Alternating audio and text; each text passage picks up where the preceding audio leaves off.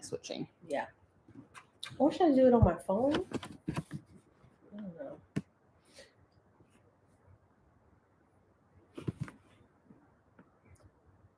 Because your camera is definitely better quality.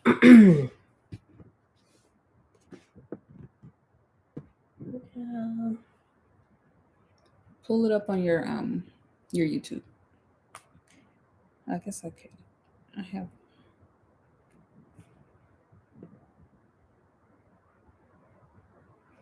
I'm just gonna see if it stays clear because hers was clear when we first got on. The colors look so much better on yours too. I need to get a new laptop. Damn Apple. It's looking good over here.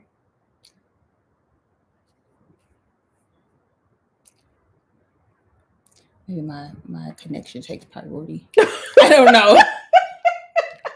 Like I always couldn't. Like I literally have my set to like this is my computer. Yeah. Yeah. You can't do anything with that. Okay, so get off of here.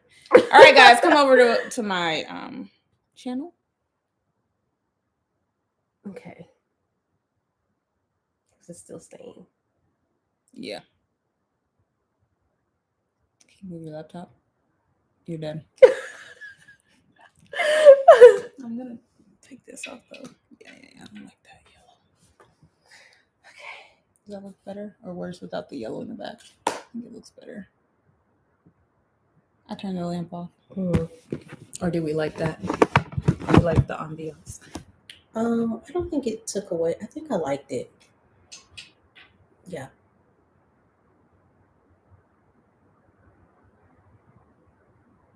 This is ghetto, y'all.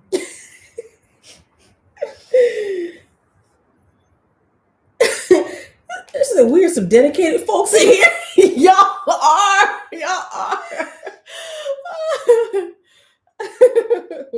So sorry. All right. This is where we're gonna live. Now Okay. I'm gonna make my post again. Oh, just kidding.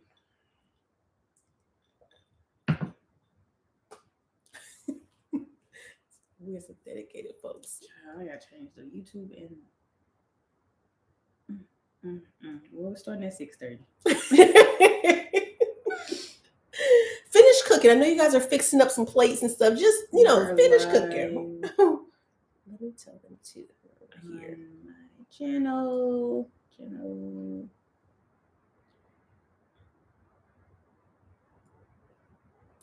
See, now that heat kicking. I'm gonna be up in here sweating. You put it in the community tab? In mine. Okay.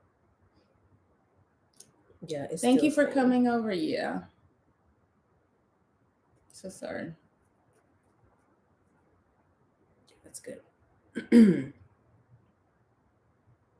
Your hair looks so good. Make me want to slap a wig on. You can. You can just no. Do you put them on while you're? Oh, you don't have one on. Since the last time you took it off? Yeah.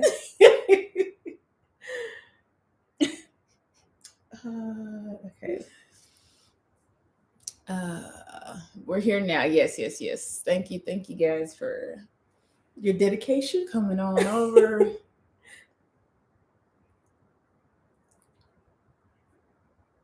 We'll get back to cooking later. I feel that. Okay.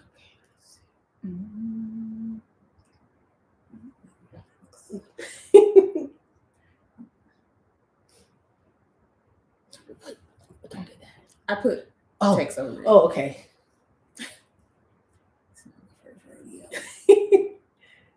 Your turn.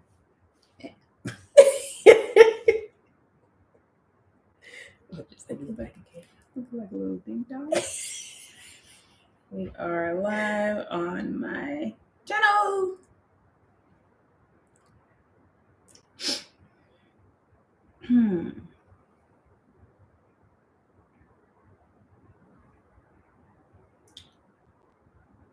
We're taking 5 for those that are coming on in. We're just waiting for everyone to switch channels.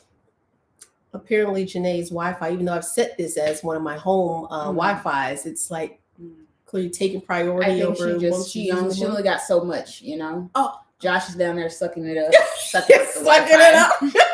We got YouTube TV playing, sucking up the Wi-Fi. Okay, so it's reached its max. She's probably like, hey, how many people live in this house? People live in this house. Oh my goodness. Firing on all cylinders. Oh. Okay. It can just come. Wait, it's on my channel. It's not like they don't know. Yeah. Oh, yeah, I'm struggling. It's okay. We'll start at 7. No, I'm just kidding. No. Okay. Thanks for talking, everyone. We're getting Wi-Fi ready to clock out, right? Like, girl, I told you I'm not gonna be here for a long time. But as I mentioned, we're just getting started. We're coming back over here. We're getting all the tech issues situated. Janae is pulling together. She's not feeling 100%, but she is here, and we thank you. We thank you so much. I'm perfectly fine. I'm just tired. I'm glad you're taking a break, though, like a good hiatus. Okay. But everyone's doing good. Did y'all have a good holiday? Are y'all having a good holiday? What do y'all plan? Some of y'all are cooking. Some of you are hosting.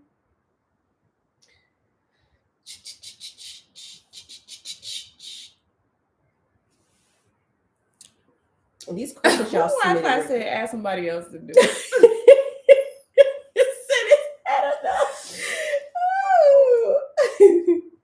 Y'all are so funny. Okay. All right, we're getting into questions. Correct. Okay. Let me get to them because it was the doozies in here. I put my thinking cap on. You're gonna have to. Okay. Aww. What happened? I'm glad we're all together. Holidays got me feeling down, but this laughter makes things better. That's why we're here. Mm-hmm. Got you, girl. You're a girlfriend. Got you, girl. Mm-hmm. Yeah, put that on a t-shirt. We got you. That could be our slogan. Isn't that from Insecure? We got you. Oh, I didn't know. Let me stop putting stuff, saying we're going to put some on this t-shirt and we get copyright or something. Trademark infringement. Okay, are you ready for this one? We'll start off a little slow. We'll ease into this thing. We won't just go with the gusto. Okay? So, y'all ready, girlfriends? What would you do if you found out your boyfriend was abusing her boyfriend? Asking for a friend. Huh? Okay, asking for a friend. Your girlfriend is abusing her boyfriend. What would you do if you... Your friend. Yep. What would you do if you found out your friend was abusing her boyfriend? Oh my God. Like, physically? It wasn't specified if it was physical. It doesn't matter. But if they were abusing them, maybe is it different tiers, like verbal, physical? No, I mean, obviously physical is bad, right. But verbal is that's also terrible. Like if someone was verbally abusing you, they might as well hit you. Right. Pissed either way. But what would you do? I would definitely probably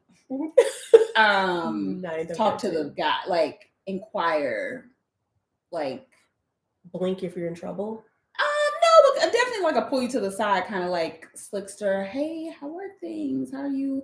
And if he's like playing it coy, like I noticed X, Y, and Z, like just checking and make sure everything's okay. And I feel like that would have to be a conversation with her as well. Yeah. Would you talk to her first? I don't know. And only because it depends on how I found out that this was a thing. Yeah. Right? Did she tell me? Yeah. And I'm like, girl, that's abuse in my mind. Right. Or did you witness it yourself? Right. Where it's like, there's no point of, I don't know. That's a tough position to be in. Because one, if you witness it in person, like everyone's at the house and then it's a conversation right there. Right. I can't just be like, my business. I don't know how people do stuff like that. Right. Like you getting smacked upside the head and people like, mind your business. No. I'm calling up people. Yeah, And I would be quick to call the police if it was a dude. So I would at least have to like, girl, what the fuck? Come into this room. What is going on? Oh, okay. He hit me twice yesterday. Okay, now y'all both need help. Or, oh, I hit him all the time. Well, she said, mind your business. This is what we do. This is our love. Then I'm pulling him to the side. And I'm like, hey, yes, like you need to get out of this. I know she's my friend and all, but I also that would question my friendship. That's you're a monster. I'm you're sorry. a monster. Exactly. Let's hold both genders accountable. Yeah. Yeah. Like that's not okay. And that would make me think like I wouldn't be friends with a man that was abusive to a woman. Right. Even if we were friends, we wouldn't be friends anymore. Yeah. Unless you were going to get help. And that's the only option. Right. I feel like most of my girlfriends who are in relationships, I also am comfortable with their guys. Exactly. So as to your point, I would feel comfortable. Josh, yeah. Okay. Josh, what the fuck? Are you blink twice if you need me to, intervene? But I do feel like I would be comfortable enough to say something to either or, about what. And it also starts with questions as well. Like why are you why are you hitting this person? What? Yeah. We need to not be laughing. It's not funny. It really isn't funny. I think it's just shocking. It's shocking. Yeah. Because then too, like the point, like it's almost so too like sometimes there's double standards. You think like a man is abusive, we're like, oh hell no, we're getting up there, we're gonna knuck if you bug, we're tearing him down. But when it's a woman, we're like, okay, is she hitting him hard, or is it like, we're trying to find that like, okay, Jazzy Nurse, you're gonna have to go into detail. Help us, since you got experience. She said, I have a friend of a friend who is like that. She told me a story, and I'm like, girl, what? Okay, so it's a friend of a friend, so obviously you're not that close, but the friend that's in between y'all, she just be like, oh yeah, she just beat his ass sometimes. Like, how is that acceptable? Yeah, that is not acceptable. And now, what about couples? You've been around couples who like argue hard in front of you? No, not really. Yeah, I had an aunt and uncle that talked like that. Toxic. Yeah, like they talked really rough with each other, and it would always scare me because they would do it whenever they were ready. Like if we were in public. Now you're making me uncomfortable. It was very uncomfortable. Right. It was very uncomfortable. Like they were perfectly fine with going to blows with each other verbally. And then you just have to sit there like, I mean, can you stop fighting, please? Yeah. People who like pop off real fast scare me. Yeah. What about you? Like if you've been around like aggressive people who are like fine, like popping off at any moment with no restraint? Or have you been around people? I feel like probably when I was younger, like just being around groups of people, but I don't like stuff like that. Like, in my mind, I'm like, oh, I'm gonna die. Because you would do that to me. Right. Like anytime I would just get out of situations like that. Like I've had like if there's men, usually it's men that make me uncomfortable, or like especially I've had several situations with like men with money that are like talking to people crazy. I'm like, oh no, I'm gonna go. This is not but I don't care how many bottles they have in the section. I don't care how many bottles. No. Or what about if you were friends with Jennifer Lopez and it's rumored that she goes up like Ben tips and then she goes behind Ben and takes the tips. I don't think I'll ever be friends with Jennifer Lopez. What did people started saying? Because I also can't be friends or friendly with people that are cruel. Yeah. Like I may not be the most like bubbly person, but I'm a nice, a kind person. And when I see people that are just like mean spirited, I can't even. So no, I would say something. We would both say something. If you see something, say something. And also, too, I think it's a responsibility as a friend. Okay, as well. Jazzy Nurse giving us more. Okay. Yeah, so she met him online. They got married super fast, like months. Before she got pregnant with her second child, she told me how she would like burn his stuff, cuss him out, hit him. I was astonished. Yeah, that's toxic and she needs help. That is abuse. That's underlying issues make everyone else uncomfortable. Yeah, that's terrible. To be fair, she and my friend are not as close because she caused drama and wasn't supportive at their wedding, like cuss this girl out, made her cry. Yeah, I'm saying, like, if you are capable of that, to me, you're capable of anything. Mhm. You'll turn around and hit me one day. Yeah. Why are you off limits? Mhm. Yeah. Woof. Sheesh. I'll just say, yeah, I heard that apparently she snatched back the $100. What a weirdo. Honestly. Like, why do you care? Weird. I guess she figures we're coming to a recession. She doesn't need to be. Okay. I'll take it slow still. Ooh, that's slow. That We're gonna be solving world peace. Okay. How do you avoid a guy you recently started dating from moving in? I feel like you'd be an expert at this question. I need so much backstory. How do you date a guy? How do you address a guy that you just started dating that wants to move in? So clearly he's homeless. Because why the hell you want to move in with me? I'm a stranger. Sure. But you're homeless. You have nowhere else to live. Well, maybe there's a situationship. Like his lease is about to be up. Let's just give it the best case scenario. His lease is about to be up. We've been at each other's house every day. I've been in situations like that. What? I was afraid to ask. No, where I wanted to live with somebody, and I'm like, hey, we talked about this last time. Like, I'm not gonna be over here every day. Oh, yeah. But that's typically a mutual feeling, and it's not someone I just met. Yeah. No, it's a hard no. Would it be different in your 20s versus, let's say, you're in your 40s? Well, I'm not in my 40s, so let's not say it. I'm not rushing. The hell? In the future, when you get into No. your 40s, like you're more established, is it different then versus like when you're in your 20s? No, because either way, this is your home, your safe space, Mhm. and this is a stranger. It is a 20-year-old stranger or a 40-year-old stranger. No. And I feel like that just, it makes you commit way faster than you would typically. Then you won't be addressing things or red flags that come up like you typically would. You can't just cut them off now that they sleep next to you every night, even though they shouldn't even be there yet. No, you can have a drawer. I'm so sorry. What time frame do you think you should move in? I don't give time frames.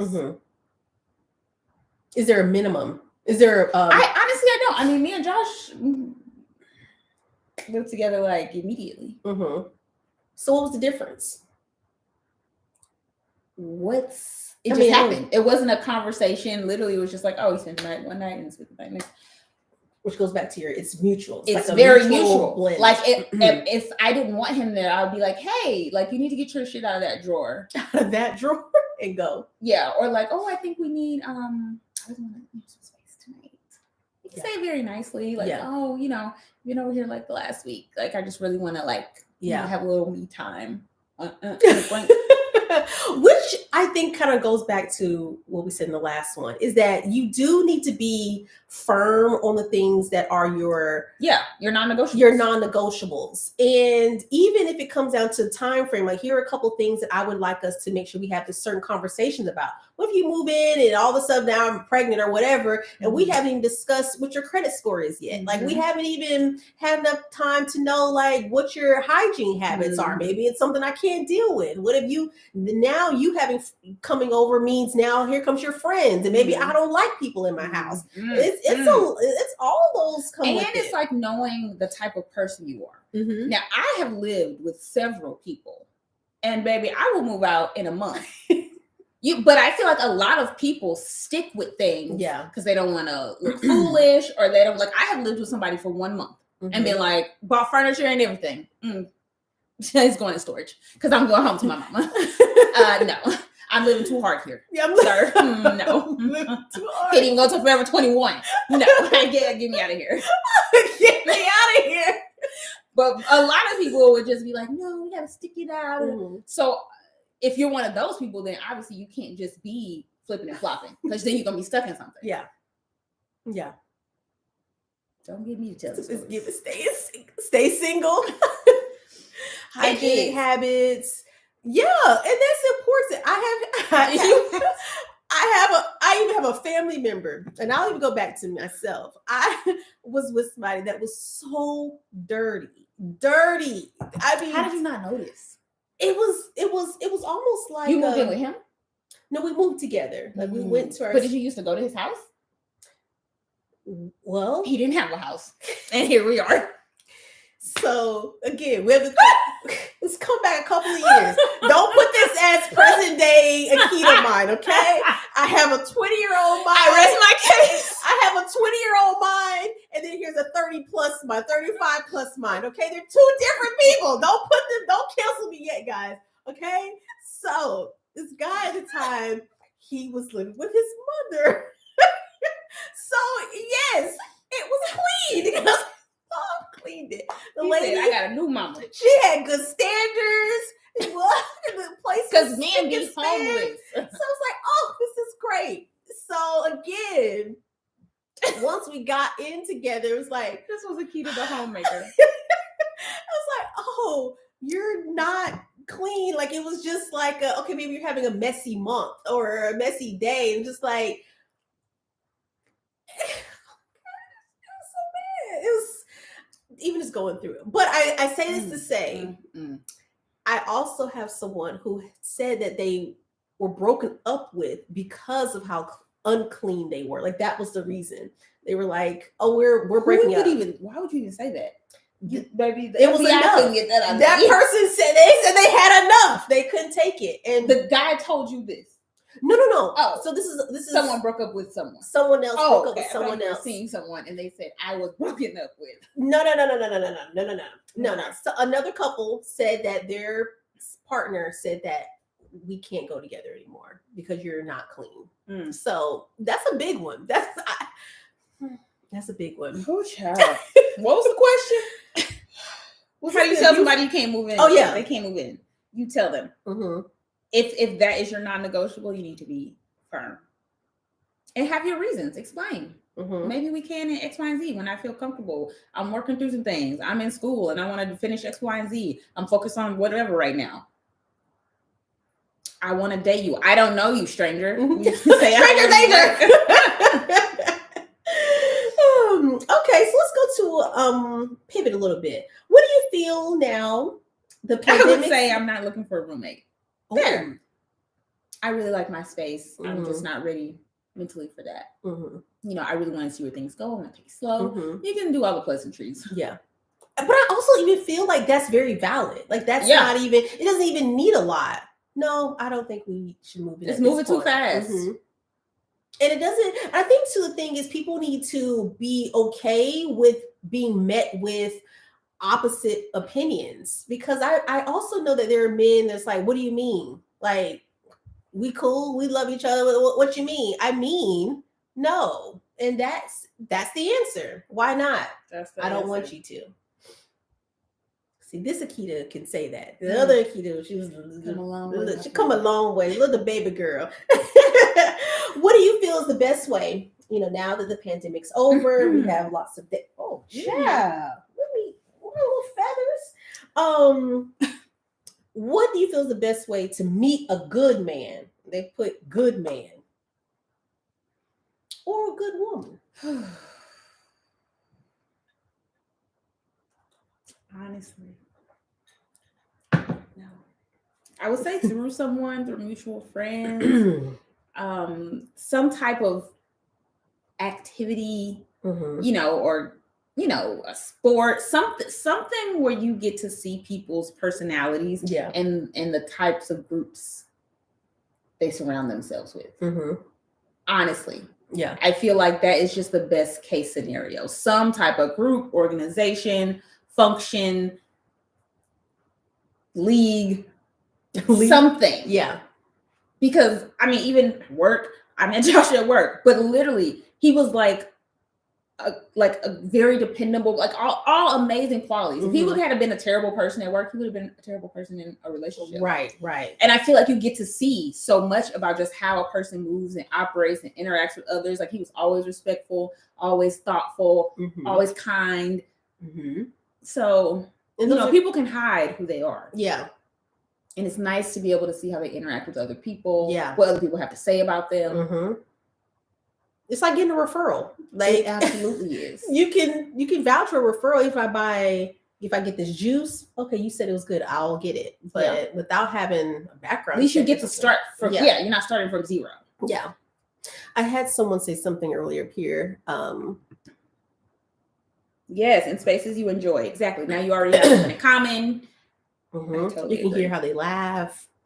That's a deal breaker. I just want to know what you laugh like. Okay, what about if you're about to close on a house in a long-term relationship and y'all not there yet, but it has potential? Do you wait or do you buy?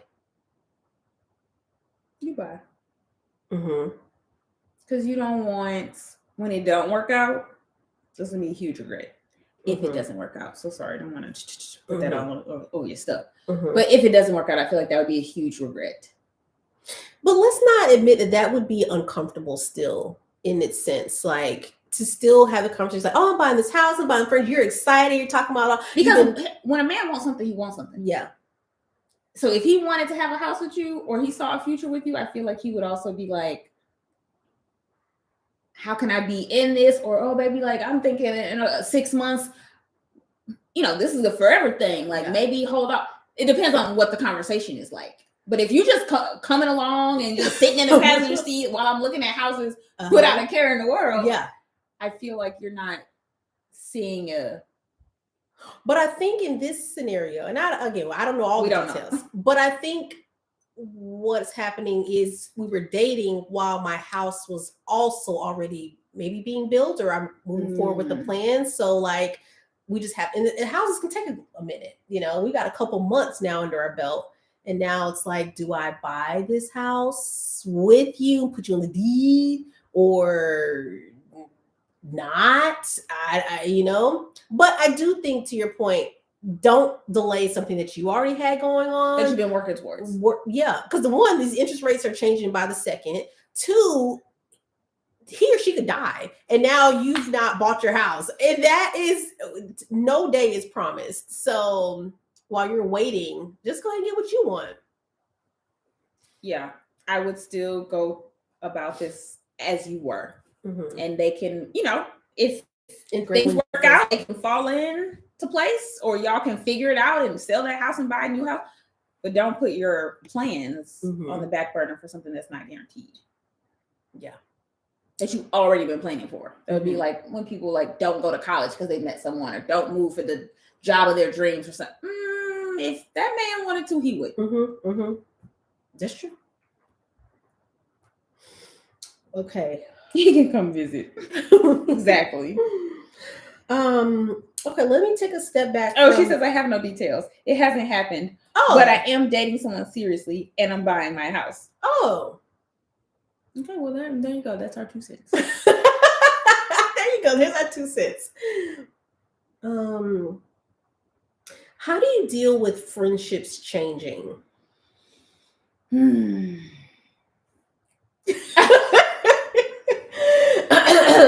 How do you deal with friendships changing? So I would say that in the last year, I have had a few friendship changes. So this one's a bit fresher for me, because I'm used to having very close circles. If not like I have to have a whole lot, but the ones that are in my circle are it's almost like we have the same blood. And that's how I care for my friends. But when a few of them have separated, I feel like there was a part where there was some grieving, and I hadn't experienced losing a friendship before. Like I didn't experience it like growing up. I didn't fall out with girls. I didn't fight with girls. I didn't experience it. So as an adult, losing someone, I felt like it's very traumatic. It felt very much like a breakup with a guy, especially when you have to worse. Especially when you have to just realize it, like, okay, there's nothing else left, or I've done all I can do, and now I have to just walk away, and even say you can't come back either. I think you just have to be okay with change. people can only do what they have the capacity to do. You have to give people grace, like in any other relationship. Mm-hmm. And I think we hold friends to this almost unrealistic expectation of like being the end all be all for us. And life is fucking hard. Yeah. Like we all got shit we're trying to do, work through, get through, accomplish. So I feel like I just try to take my friends at face value. There's some I talk to every day. There's some I talk to once a week. There's some I talk to every 6 months. And that's just what we both have the capacity to do. Yeah. And that's okay. And but then there's sometimes where it just ends. And that could also be beyond both of you. Like outside of like I lost one friend that was like heartbreaking. But I also like getting older. I mean, this was in my maybe late 20s. And like the older I got and learned, you know, just about like how people can go through things as children and just how things can like mentally affect you. So many things take me back to that friendship and like how she could have been conflicted or like how certain things impacted her in her childhood, in her household, the way she grew up. Yeah. That in turn hurt our friendship, if that makes sense. Yeah. Like how you grow up, how your household, your parents, like how, like that type of stuff. Right. And then seeing my household with my family, like, and that's outside of both of us. Yeah. But after you see that for so long and interact with people for so long, I feel like it can build resentment. So like that. Yeah. So it's like our friendship got to a point where she was so, what's the word? You got your charger? I do. Oh, it's over there if you can grab it. Our friendship got to a point where I wouldn't say like a jealous undertone, but like she just didn't have a lot of support and I had a lot of support. And that can be something you're, I guess, jealous of. Not that you're jealous of a person, but jealous of how they're supported. And she just didn't want to see it no more. That's the best I can. And that's not her fault. It's just like, I've been looking at this for 15, 20 years. And I'm tired of feeling like this. I'm tired of the way you make me feel, even though it's not you making me feel this way. Yeah. But it's how I grew up and my trauma that makes me look at you this way. Yeah. But I think even if we go off that scenario, right behind us. Oh, will it stretch that far? I just scoot it up. Okay. We got to do a little moving here. A little more? Okay. Before we die. This is our first time in this setup. Watch your fingers. We're really going through it. Yes, tonight. we are. Okay, I feel like there was a lot of comments on that part. All right. There was a lot of comments. Okay. I think I can see in that one. I separated myself from my best friend in 2020. We've been besties since 16. We've grown apart. Yeah, and it's like, especially childhood friends. I mean, what a, amazing experience to be able to grow up with somebody and continue to be friends. But just think about it, like, I think about people I dated when I was 20. I'm a totally different person. They're probably different people. Yeah. So if I met someone, I mean, we were friends at like 12. To expect for you guys to be able to stay connected for that long is almost unrealistic. It's amazing if it happens. But there's just so many things that can change both of you. Yeah. And how you interact with each other. Yeah. Like they're literally like, I remember like one of our last conversations, there wasn't a specific thing that I did wrong, but it was just like resentment of just like, I'm just tired of feeling like this. And that's just how I feel when I'm around you. Well, what the hell can I do about that? That's just where we are now. Yeah. So I feel like with the ebbs and flows of some of my longer friends is that they experience many more transitions in life than I think I have because of children being folded in. So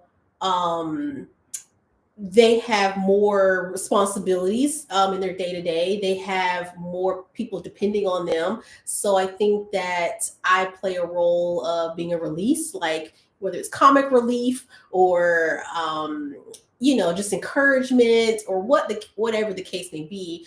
But then I do feel like in retrospect, I'm not also getting anything. But I do think even though I'm not getting anything in certain seasons, it kind of goes and flows. Like probably when the kids are a little bit older, they'll be able to give more. And you have to be okay with that. Yeah. Like there's different stages. Yeah. When you're in different parts of life. Mhm. Right. If you have a 2-year-old, you don't got the capacity for nobody. No.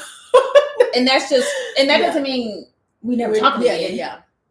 So I think there's also that hard part about when to know when it's hey, our season's up, and then when to know we're just on we're just on an ebb and flow. And that part is hard. It's very hard. And without having like a contractual agreement, like in a marriage, if the relationship's going hard, it's like, but we agree that we would get through the thick and the thin. In a friendship, we don't have a contract that's gonna bind us. And that's how I was. Like, somebody asked, like, oh, could I have gotten through that with her? But she did not want to be my friend anymore. And I was very much like, you have been through a lot of shit with men. Mm-hmm. Like, how do you just start our friendship? Yeah. Mm-hmm. That's 20 years when that's how what I automatically went through. Like, what can we, but I also can't force you to be my friend. So, and I have to respect that that's just how you feel. And that's what it is. There's no point of us like faking it. Yeah. Just because I don't want to feel bad, but there's a ton of grieving. There's so many things I'll still see where I'm like, wow, typically this is what I would have done. I would have shared this with this person. That's just, it's very hurtful. It really, really is. I think that too, even as women, we're taught to be like, man, forget her. I ain't studying her. Da, da, da. We talk about that person, the next person, like, da, da, da, man. But really, we're like, I miss her so much. Or just, so it is very difficult. And I think that we should express that more often than I think we do. But it hurts. It hurts to break up. Lucky for me, I don't live in the same town. So as somebody said, it's also hard when you have to see them and stuff like that. So I don't literally, it's kind of out of sight, out of mind, but it's still, when you're just friends with somebody for a long time. I mean, I would say it was more grieving when it happened. And then probably like, probably almost like up to 5 years after. Now it's been a long time now. So many. You got any good comments in there? Energy checks are important in any kind of relationship. Is it draining or is it refreshing? Absolutely. Like, you should feel good when you hang out with your friends. Yeah. When you interact with them, engage with them. Even if it's not like the most fun in the world, it shouldn't be a terrible time. Right. I think the word friend gets used loosely. Loosely put on people. Everybody isn't your friend. They're associates and people you know. Doesn't a friend make? And you know who does a great job at that? My 10-year-old niece. I'm like, oh, that's your friend. That's not my friend. And I'm like, wow. Cold-hearted bitch. I'm like, wow. At 10, she's like who said that? Who said that? She has, her boundaries are superior. You're not putting nobody on her that she didn't say is her friend. Yeah, some people are in your life for a season and for a reason. And I've had so many amazing people that were friends. Like, I would consider them, they were very close friends, but it was just a season. Yeah. Like, maybe it was a season that we worked a job together and we, hung out every day or every weekend. Yeah. Or it was somebody who lived in the same neighborhood or apartment complex. But still, I look at them fondly. Like, life took us in different directions and we didn't stay connected. But like, if I saw them again, I'd be like, oh my God, like, I'd be so excited. Yeah. And those are good memories to have too, where like you were a huge part of that 4-year span in my life where we were together every day, did everything with each other. It's just, and that didn't involve like a breakup. Or right. It's literally just like, it literally makes no sense for us to hang out together anymore. Right. Yeah. You have a kid or somebody moves states, then I move states, and it's just like, Do you think you could rekindle a friendship if someone betrayed you and then they apologized years later? Asking for betrayed me? I've never had anyone betray me, so I honestly cannot. I feel like I'm a very forgiving person, but I also have never experience that. I mean, besides like getting cheated on, but not like a friend. Like, I don't even know what that would look like. Like, I guess maybe slept with my man, betrayed me. What else could you do? I don't. Besides, like, just like I get talk annoyed about you or easily, something? so but that's a me thing. So I'm trying to think what like somebody could do where I'm like, oh, Yeah, probably something that affected your money. You probably would be like, you yeah, would you set me up? You give me jumped? I don't know. get me jumped. But I mean, if we had to think of you being betrayed by somebody, then would you? Probably not, honestly, Mm-hmm. because I am in a very specific space in life where I'm just like, I'm not bringing unnecessary drama, challenges into my life. I'm trying to live with as much ease as possible. Yeah. Right. If I'm interacting with somebody, if I'm getting out of my bed and leaving my house, it better be a good time. Good time. I don't want to show up for anxiety. Yeah. And uneasiness and just like anxious. No. Yeah. No, thank you. Now, do you feel like you could still be around someone like y'all? No, because I also can't fake a thing. Mm-hmm. I think I mentioned this before. I don't have a poker face. It would be written all over my face. Mm-hmm. Like, I can be cordial when it's work stuff. Yeah. But I can't. No. Yeah. Especially if you've wronged me. And I'm just like, I'm putting Yeah, cases on all all you. Oh my goodness gracious. See, I got to turn the heat down Okay. because it's right here. Oh, Yeah. okay. And I came in and said, it's so cozy in here. I'm actually feeling good. Shocked, right? I'm a little ahead of you. Okay. My problem is allowing space for friends. I love my friends, but it's hard to make time for the friendships. It is. I recognize this is on me. And that's good that you're recognizing it, Yeah. you know, and that's not necessarily a bad thing, but as long as it's not to a point where you're expecting more than what you're giving, I think it's a beautiful thing that you're recognizing, and then you can go forward with making some adjustments to your schedule or just being more intentional about your time. And I put so much emphasis on the time I spend with people because I think I've experienced death, like close deaths, and that always like jolts me back, like, oh, And self-reflection is I think a good trait to have, because I feel like I am always our last conversation, last good girlfriend chat, where you said you want to be your best.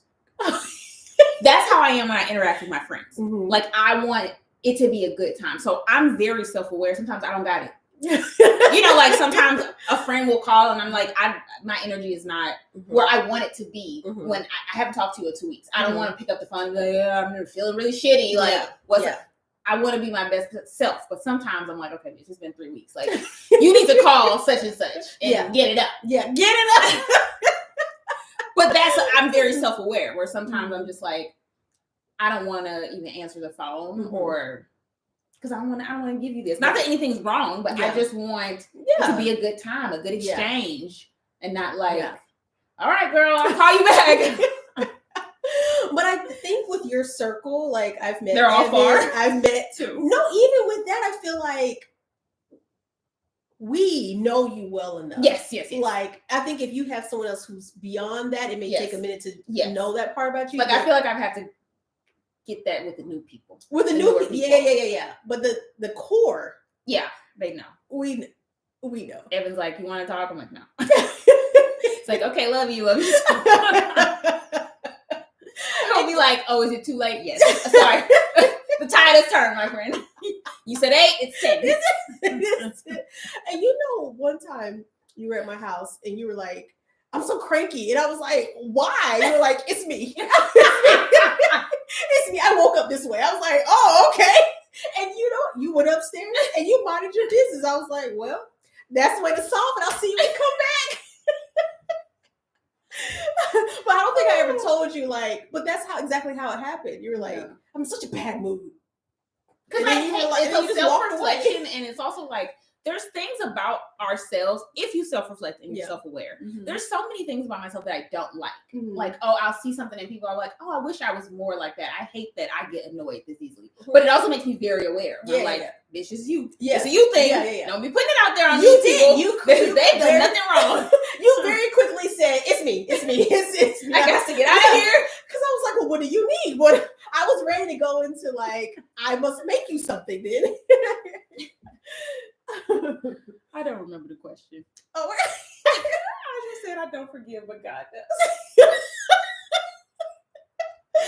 Lord. We went outside for a couple of years, but we do is like talk last week. Yes. Mhm. And I have friends like that too. Yeah, because you can't have 20 friends like that you talk to every Yes. single day. That's just that would be Who got the exhausting. time? No you one. used to.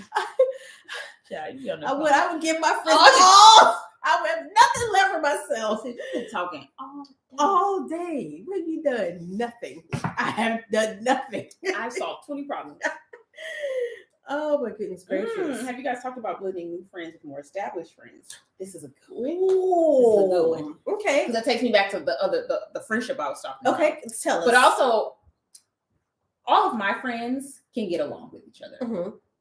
But I feel like I learned the type of people that I like to surround myself with. Mhm. But in past situations, I've had friends where you have that friend where you have to explain them to people. Mhm. I don't want to do that. No. And I have to do that because you're actually not a kind person. Going back to what I talked about before. Mhm. I don't want that kind of energy. No. Where I'm like, oh, she's really nice. What are we doing? Yeah. Why am I setting you up like it's a blind date? Right. Oh, such and such is coming. You're gonna love her, but she's a little like this when you first meet her. Mhm. That's not okay. Mm-mm. That's not cute. It's not Because then also too, it's a bit of a reflection. of me. Yeah. Who am I surrounding myself with? Yeah. Yeah. So I think I mentioned in a further Good Girlfriends that none of my friends are friends. And that's okay. Not one. I've never met one of your friends. Nobody. Like nobody is friends with anyone. And I wish that they would be, because it would be much more convenient for me. Much more convenient for me. And I make all my friends friends. Literally. And I'm glad I like your friends. Like, And it's like I know you would. Like Yeah. anytime, I don't ever have any situation where I'm like, I yeah. hope such and such. I'm like, oh, you're gonna love her. Yeah. Oh, you're gonna love them. Yeah. This is gonna be a great time. Yeah. And I do. Like, you cannot tell me Evan's coming over. I'm like, oh, I must see him. We must meet. With Regina, like, I even asked Regina. I told her Regina on my own. I know. Like, when are you coming back? I was like, we are gonna have so much fun when they meet. It's gonna be such. literally love And when her. y'all first met, it was like y'all was friends. That's my friend. I know. That's why I only have 4. Yeah, I know. but I do feel like I would love to blend the old with the new, but I don't know if that's I feel like you know possible who does now? that well. I feel like Dana does that well. really. Mm-hmm. I was gonna. She give one has other so person. many friends, Mhm. and I feel like she can bring them all together. And you just like, how do you know all these people? Yeah, But then they interact. They all get along. yeah. But then it's like, oh, we've never met. Yeah. But she's a good judge of character. Yeah. Which again goes back to, it speaks volumes on you. Yeah. You know, you're not around shitty people that aren't going to get along with each other. But I think too, distance may help. Never mix friend groups. You need somewhere to go when you sick of one group.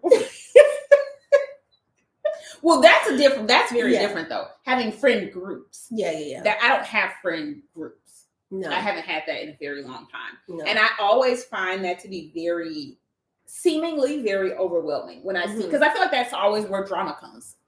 When people have like friend group chats and it's like, there's always people that are closer yeah. in the group. There's gonna be a couple. It's like there's just issues waiting to happen. That's kind of like on this show Sisters. It's the same way. Like 2 of the girls are closer than all 4. Yeah. Like I haven't had a friend group since I was in middle school. I don't remember having a friend group as an adult. Like I became a part of a friend group in high school, but I was never the main friend. Like Yeah. I was transferred. I was They just let transferred. me in and I Yeah. was like hanging out, but I was never anyone's main friend. Yeah. So then it was like after we graduated, it was like, well, that was fun. But it was a great time. But there's know people that are the core of the group. You knew you could just And buy I was, one. yeah. Nobody cares if I'm here or not. But I appreciate y'all treating me nice. Thank you for treating me nice.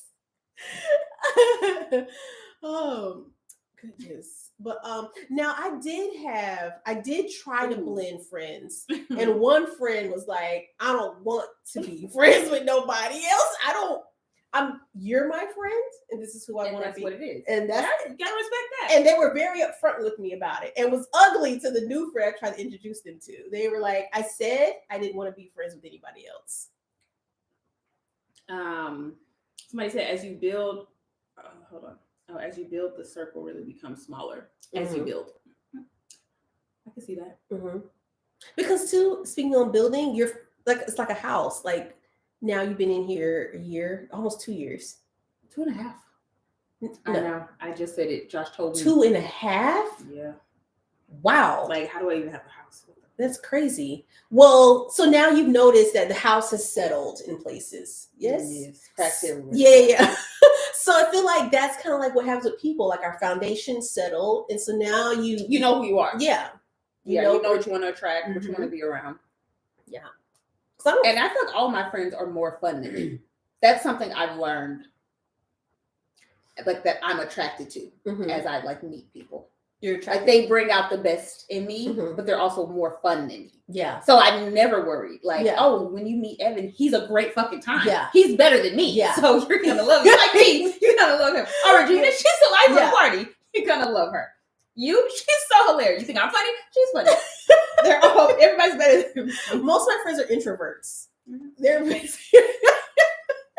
I'm like, you don't have to speak, honey. I'll talk. I'm doing the best I can with what I got. You tired? Don't worry. I'll talk. I'll introduce us. Don't you worry. Talk to her.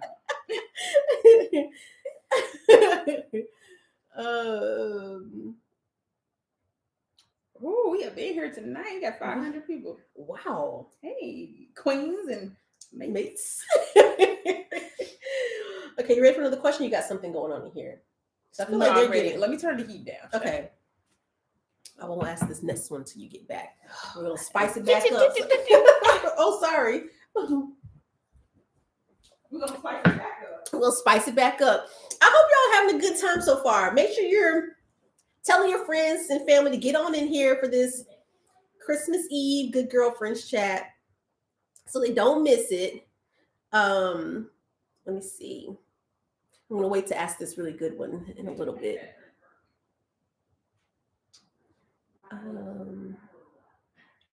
The older I get, the less I desire blending friends from different parts of my life. Everybody ain't gotta be friend everybody just because I'm friends with them. That's a really good point, Carice. And I think that even too, more or less, I don't live near a lot of my friends, so there's just no point. Like, there's no point in trying to blend this all together. But if we get together, like there's a party, I know they would all get along, but they don't have to be committed BFFs, you know? The pajama set is from the brand Daily Sleeper. And they have other colors as well. Okay. They're liking it. So just telling you. They're liking the life. Of course. Yeah. We're all friends here. You're all friends. My legs are so sore. They are? From like this? No, from working out. Oh, okay. Okay, this one she sent it to me in the message. Let me go back to you. Oh, I actually took the screenshot.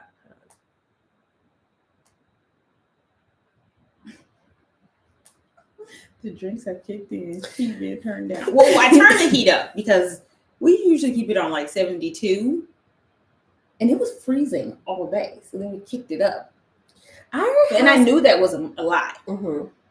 But I was just like, it's never been this cold.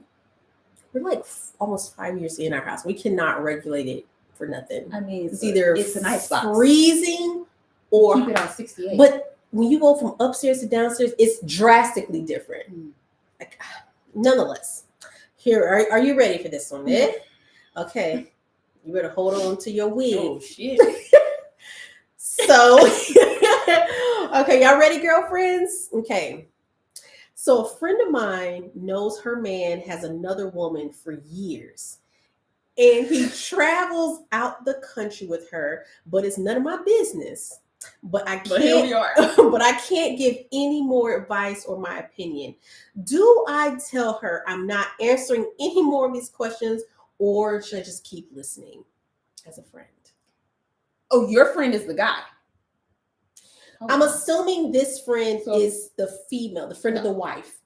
So a friend of mine knows her man has another woman. Ooh, okay. He travels out of the country with her, but it's not reason.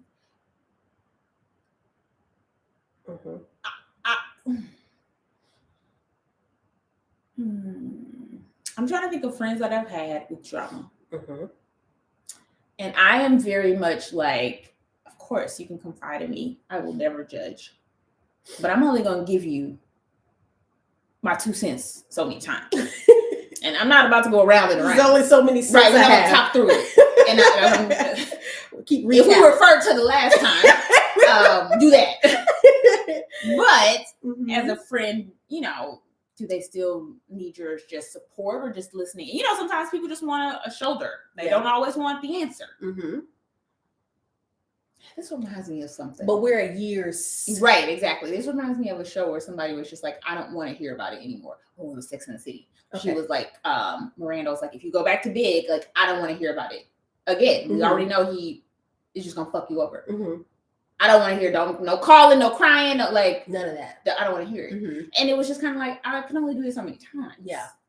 So I don't know. Because of course, Because I it's had a friend go through some stuff where I was just like, all right, now. In my mind, I'm like, stop being dumb. Now. Shit. But I still listened. Yeah. But I did stop giving advice Mhm. at a certain point. It was just like, what you gonna do? So at years with an S, though. But it wasn't years. It was I think that was a 1-year relationship, and I was at the end of my fucking rope.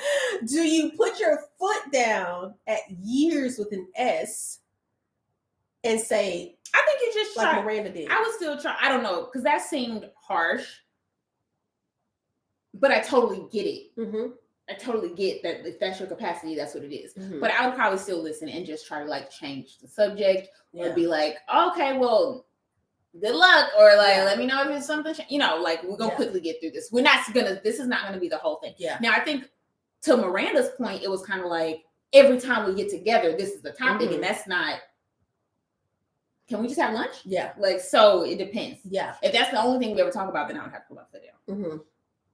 And I would say if it's getting to a point where Ooh, energy vampire. Yeah. Very true. Right. And So that's- that's the like, are Yep. we not interacting about anything else? right. This is becoming the core of our thing. Yeah. And to that, with years with an S, Oof. that's a lot. That's a lot to take on. Either now I need to go become licensed as a therapist so that I can get paid for this, or you know, as well, like if I'm your friend, I want to help you through it. I don't want to see you hurt. I want to Yeah. get us to a solution. And we can't get to that solution, then And I'm too like, we're gonna get into that. no. Oh no. We got a good one for y'all. We got a good one for y'all. We're gonna get into this. We will not. This is gonna be my own question. Asking for a friend. Asking for a friend. Asking for a friend. I was gonna say I'm too nonsensical, where it's just like, Yeah. we're not gonna like, I can't keep having conversations that don't lead to a Mhm. final destination. Mhm, Like, are we gonna get to the end here? Mm-hmm. So I feel like, yeah, you'd be talking to me in circles, and then I would get irritated because I'm like, well, we both know what makes sense. Mm-hmm. So at this point, if you're good with it, why don't we just invite her to lunch and we can all talk about it? Right. Because, girl, I don't got the answer. Right. I don't know. How was the trip? Why don't you just ask her to come? Yeah. We can all chit chat. Mm-hmm. If you're gonna be cool with it, be cool with it. Yeah. Shut the fuck up. Especially if you're not doing anything about it. You're Yeah. not leaving. You're not finding your own. You're not Yes, the doing wife. nothing. Well, the wife isn't okay with the side piece, but she Mhm. knows about it for Mhm. years and knows her husband goes on vacations. So you're clearly not going anywhere or doing anything about it. So what are we talking about? Well, they do have. There are dependents in the situation, so maybe that could be holding. But what are we talking about? I don't We know. both know it's been 5 years and this has been his girlfriend. Yeah. So we just like, you know, is this just updates? Like, girl, that's what they did this time. Updates. And I don't want to know. Yeah. Pick somebody else. And then if that's the place where we are, then that's the place we are with updates and be like, Woohoo, Regina. what happened? I've unfortunately had to do this when both women were friends of mine. Girl, you better get in these DMs. What happened? Start from the beginning. Tell us. How do we patch somebody in here? Yeah, start from the beginning. Tell us. That's too much. That's too much. And then when it all unfolded, Regina, did they know you knew? Okay, go ahead. They better know you. Yeah. Ain't no way they're your friend, and they think you don't know. Do they know each other? Yeah, but they I can't have so know many you're questions. talking about the other friend, though. I have so many Yeah. Start from the beginning now. Okay. Are you ready for another? Wait, did you? Hold on, let me get to the comments. Okay. But no longer care. Yeah, I think we all kind of agree. Like, yeah, I'm only gonna give advice so many times. But why, sis? Maybe you have to build up her confidence so she sees her value. But is that even possible? Can I build up your confidence? I mean, can I help you find yourself so you become confident? Maybe. But I can't just badger confidence into you. Yeah. But I also feel Be like confident, you a bad bitch. I feel like with a marriage, it is such a delicate thing. It's easiest to be like, wow, a marriage is another type of thing that takes its own special care. And so I feel like if as the friend, as the Thank you, Sebastian. no problem. I don't know what those are called. Super chats, maybe. Oh, that's nice. Thank you, Sebastian. Said a chat on Christmas Eve. Thank you. Thank you, Sebastian. So if you are their friend, and even as this continues with the guy and the girl, and it's not interfering with y'all's love and y'all's friendship, then I feel like I could. What happened? I'm just reading the comments. Okay. Then I feel like it's not. I don't think I would end my friendship over it. But somebody said suggest therapy. A lot of people said that. Mm-hmm. And somebody said, "Listen, the husband is keeping that woman. It's 1927 in her world." And then either do something about it, or then if you do get a therapist, now you have a transfer of someone else to vent that to, and now you can just be my friend. Yeah, you definitely need. If it's so many years and you're going to continue with this, you need to go get some help. Mm-hmm. Yes. Hi, Shira. Hey, girl. I know you got a drink. We just finished a messy one. Mm-hmm. She was asking what she missed. Oh, yeah. Oh, you know when you said about blending friends, and then you said Dana does a really good job. I was going to say Tashira, she does a really good job. Earlier, we were talking about people that have friends and how they can like make them come together, interact new with friends each other. and old friends. Yeah. Mm-hmm. Yeah, you do that good, girl. Yeah. No, you're enabling. Maybe. Is it a red flag if you pay on the first date? I need the scenario. Did you offer? Did you ask for the date? I didn't. Or initiate the date? Can you repeat it? Is it a red flag if you pay on the first date? I think you're setting the tone. I saw this on one of these platforms, and it was a big revolt in the comments. Of what? Being asked to pay or expected to pay when they didn't know. It was like the check came. Oh yeah, no, that's unacceptable. Surprise. That's unacceptable. Like if you ask me out, that's just, it's not even about a money thing. Mm-hmm. It's just like, again, it sets the tone. Mm-hmm. We're going to be going 50-50 and everything forever. To me, that sets the tone of how you move. Yeah. And it is also, too, I don't think that means that as the woman, I won't pay for things. But I think if you're trying to court me and it sets the tone of how you move. Yeah. Like, yeah. So you're probably not going to open the door for me. Yeah. Probably just going to throw me in a puddle, too. Like, throw me in a puddle. I got to catch a ride home. And Listen, if I'm cold, you're not giving your jacket. Like, that's where my mind is going. But then the men were like, well, why can't she just pay for it? And I was like, that sounds crazy. I think, again, we go back to some things. I think it's our generations. We're unlearning a lot of different things, and we're accepting different things that our parents and other generations behind us didn't.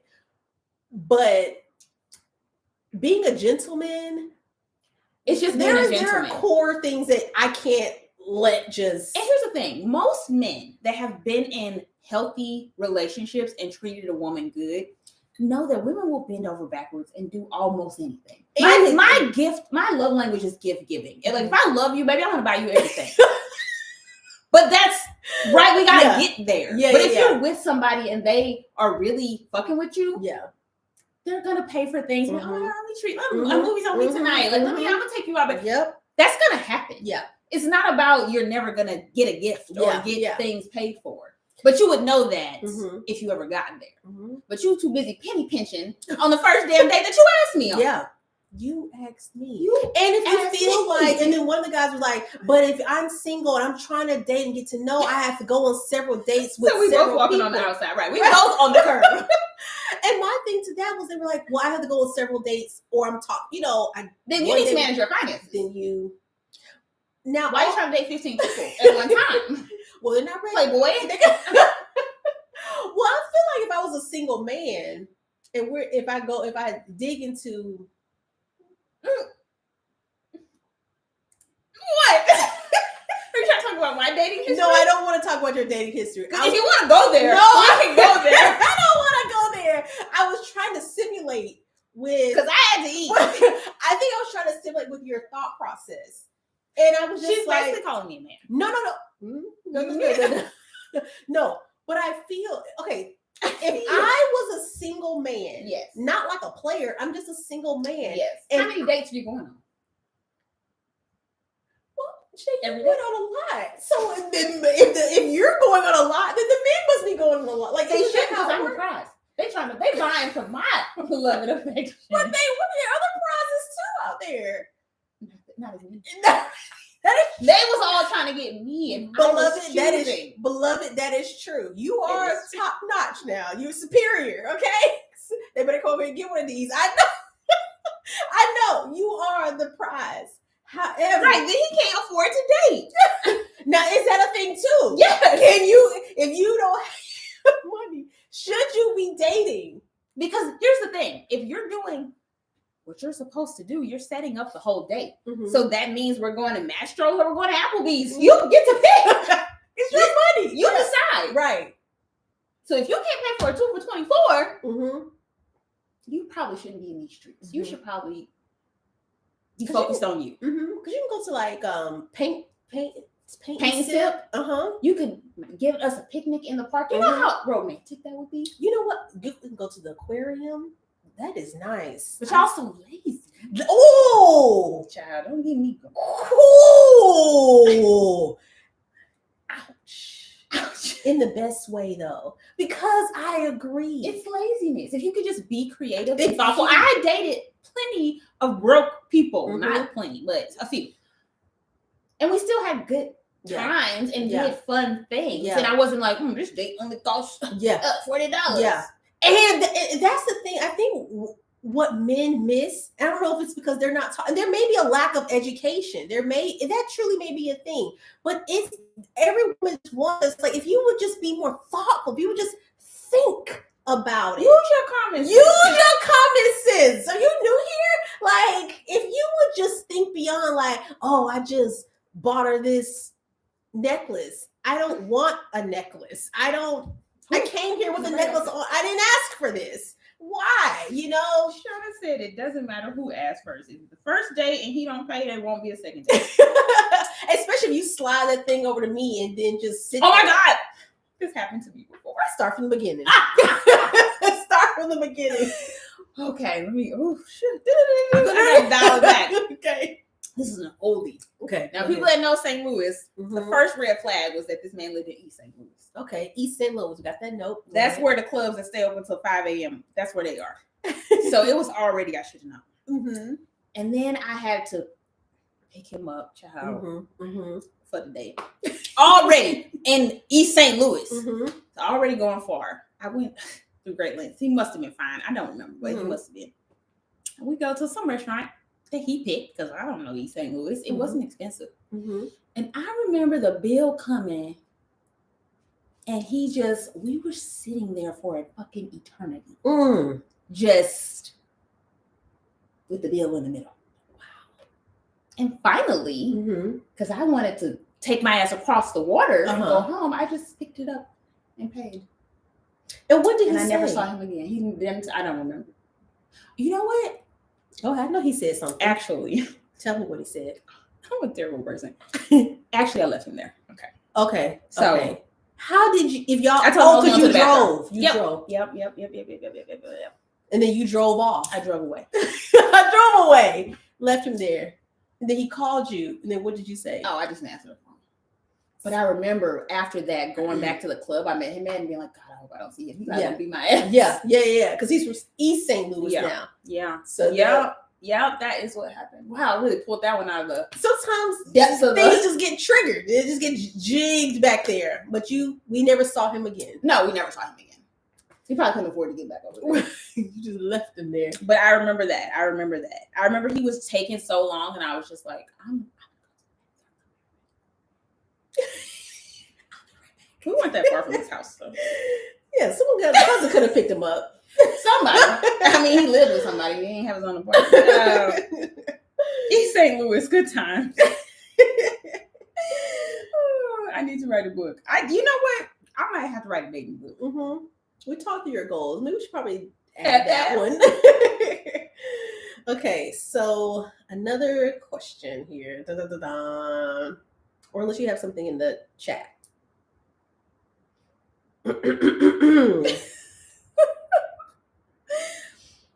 Oh yes, Regina, we gonna need. Girl, I need the whole. She needs to just fly up here. Somebody said you need to submit this to Lifetime. Oh my gosh. Okay, so if you're an introvert, Oh man, I'm behind. You're behind? Okay, let me know when you need me to step in here. Okay, no, I'm caught up. You caught up? Okay. Oh man, what happened? Whew. Oh, it's just releasing. Child. So if you're an introvert, do you consider yourself an introvert? Yes. Do you An introverted extrovert? Okay. I can get it up. Yeah. I agree with that. But it's exhausting. So how do you find good friends as an adult? I have found all of my new friends online. Mm-hmm. So I think, but it doesn't have to be online. I think that goes back to like finding people in spaces of things you like to do. Mm-hmm. Like that's just my social media it started out as just a hobby, right? Mm-hmm. And it literally was just like interacting with people and talking to people. Because all the people I'm friends with, I met, I feel like years ago at this point, Mm-hmm.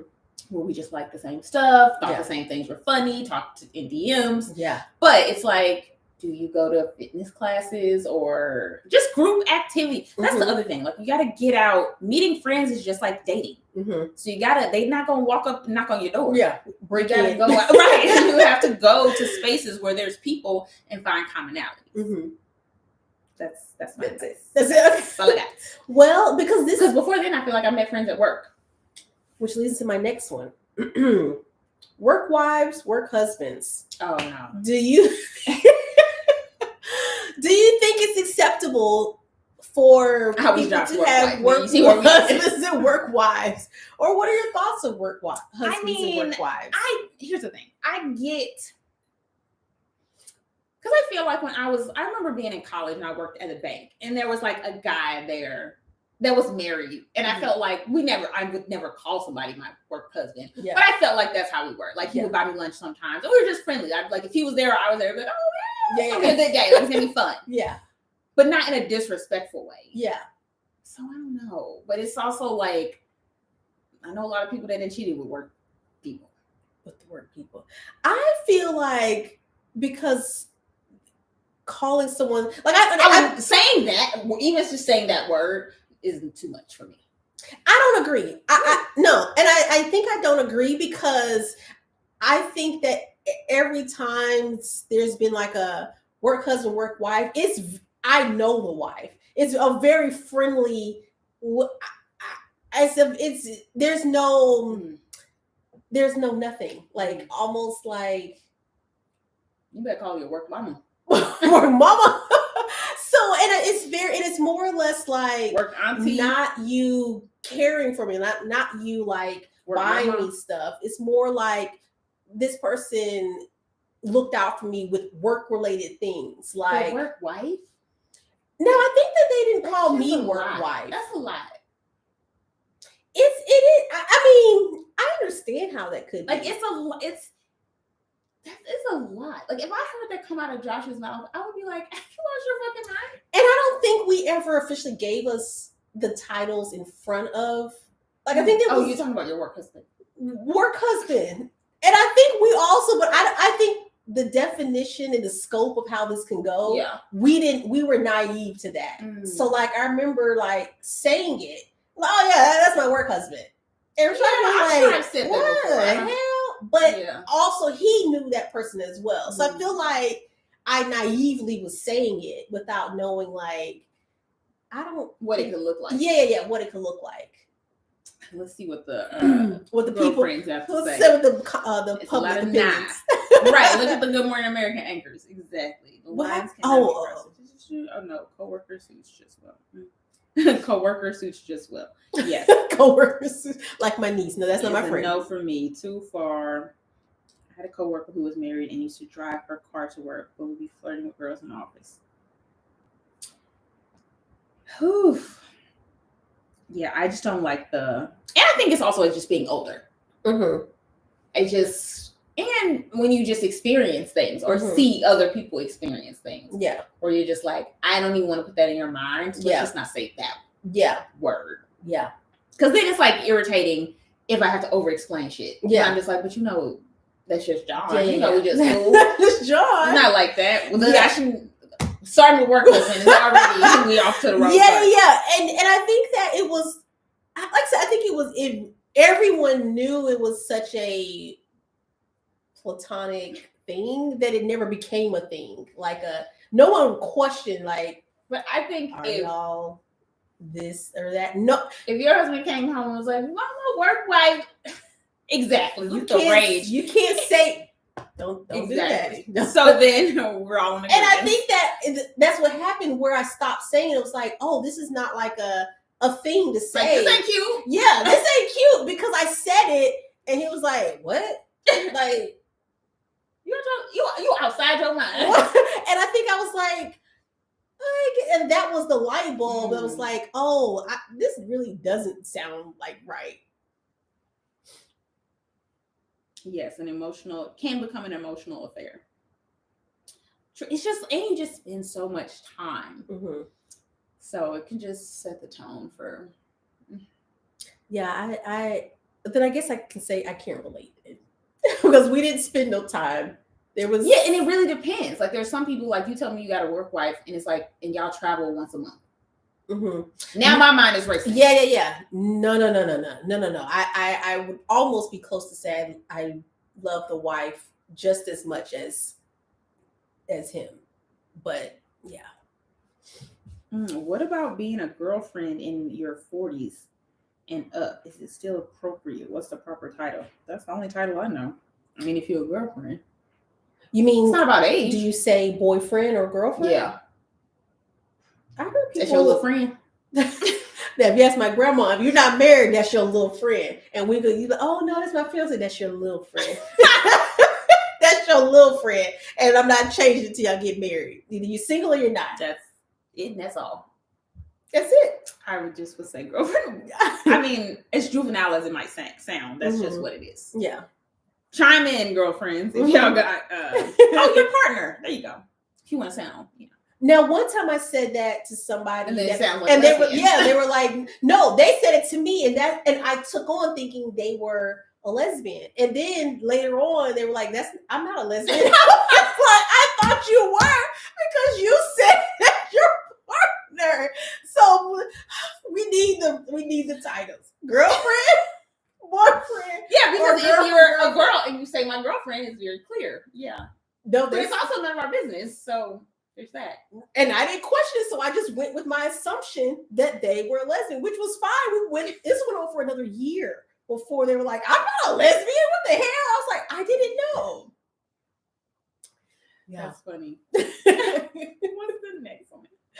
Okay, are you ready for this one? Until he's my husband, That's your he's little his friend? government name. That's John. This is my Josh. That's my Josh. That's it. Okay. Here's one. No question. Just love you guys' friendship. Merry Aw. Christmas. Just thought I'd just throw that one on out there. You want to tell them I'm a man? You just really want to. Let me drink my drink first. So, Janae wants to bring this up. I don't want to. I just want you guys to know this is against my will. But we're going to talk about it because we're transparent here. Exactly. And it's good to, we talk about self-reflection. We talk about being self-aware. We did. I talk about voicing your concerns. We you got did. a friend to do this, and you're going to tell them that. We did. And you just outside your mouth. So what had happened was Janae and I, we're close, all this stuff. Great.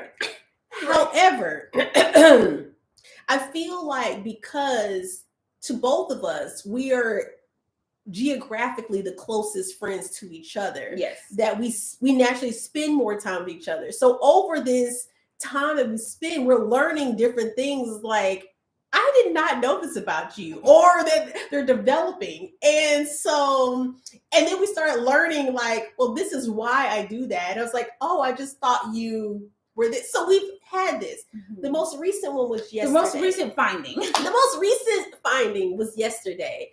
And Janae was talking and like I do. And she's going on and on. And I was just like, you're just like a man. And she was like, I am like a man. I feel like I kind of am. And I said I've had that thought before. I didn't say I am. You did. You said I'm similar. I said, oh, I just thought about that. Yeah. The other day. Because I thought you had like a more, like it was something you already knew. No, I was saying, I was thinking, I'm not that much like my mom as far as personality. Must be a lot like my dad. So that I had that thought. No, you turned it.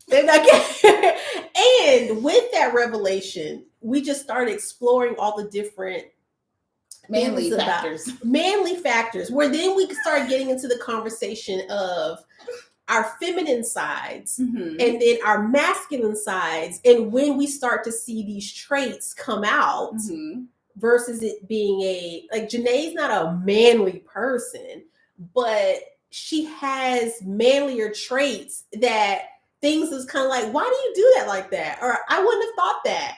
And then it really came to like, oh, this is your masculine side. You're really like a man.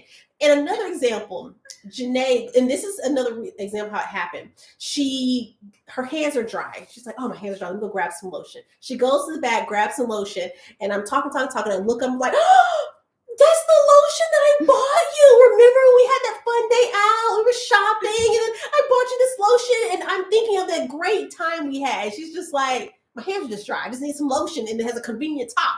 And I was like, how do you not think of the sparks and the glitter and the glow that we had from that day? She's like, I just needed some lotion. It's not that serious. And so it further went into like more of her manliest traits. Another one, since we're here.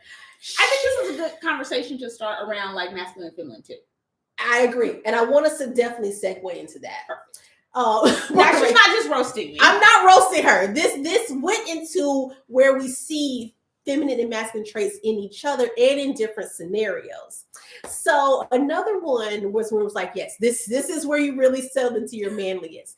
So she was getting ready to give a gift. And I was like, oh, well, you got to write a card. And like, a card's in it. It came with a card. And I was like, I know, but don't you want to write it? She's like, okay, yeah, I can write in it. You need to tell her how you... It was for my assistant. I was giving her a Christmas gift.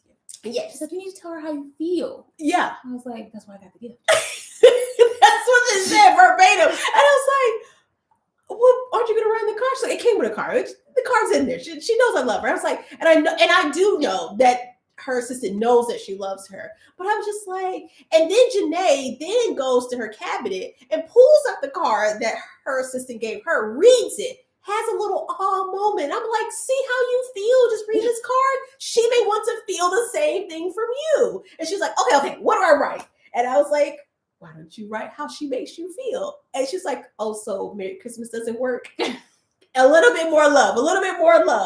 So then we start going through like, her assistant came and we started then talking through like how she may see if Janae has this masculine side of her and how it looks to her as an assistant and manager role.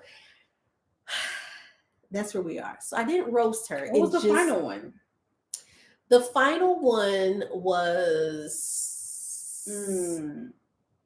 I know we were talking about the card. I think that was the other. Was it in?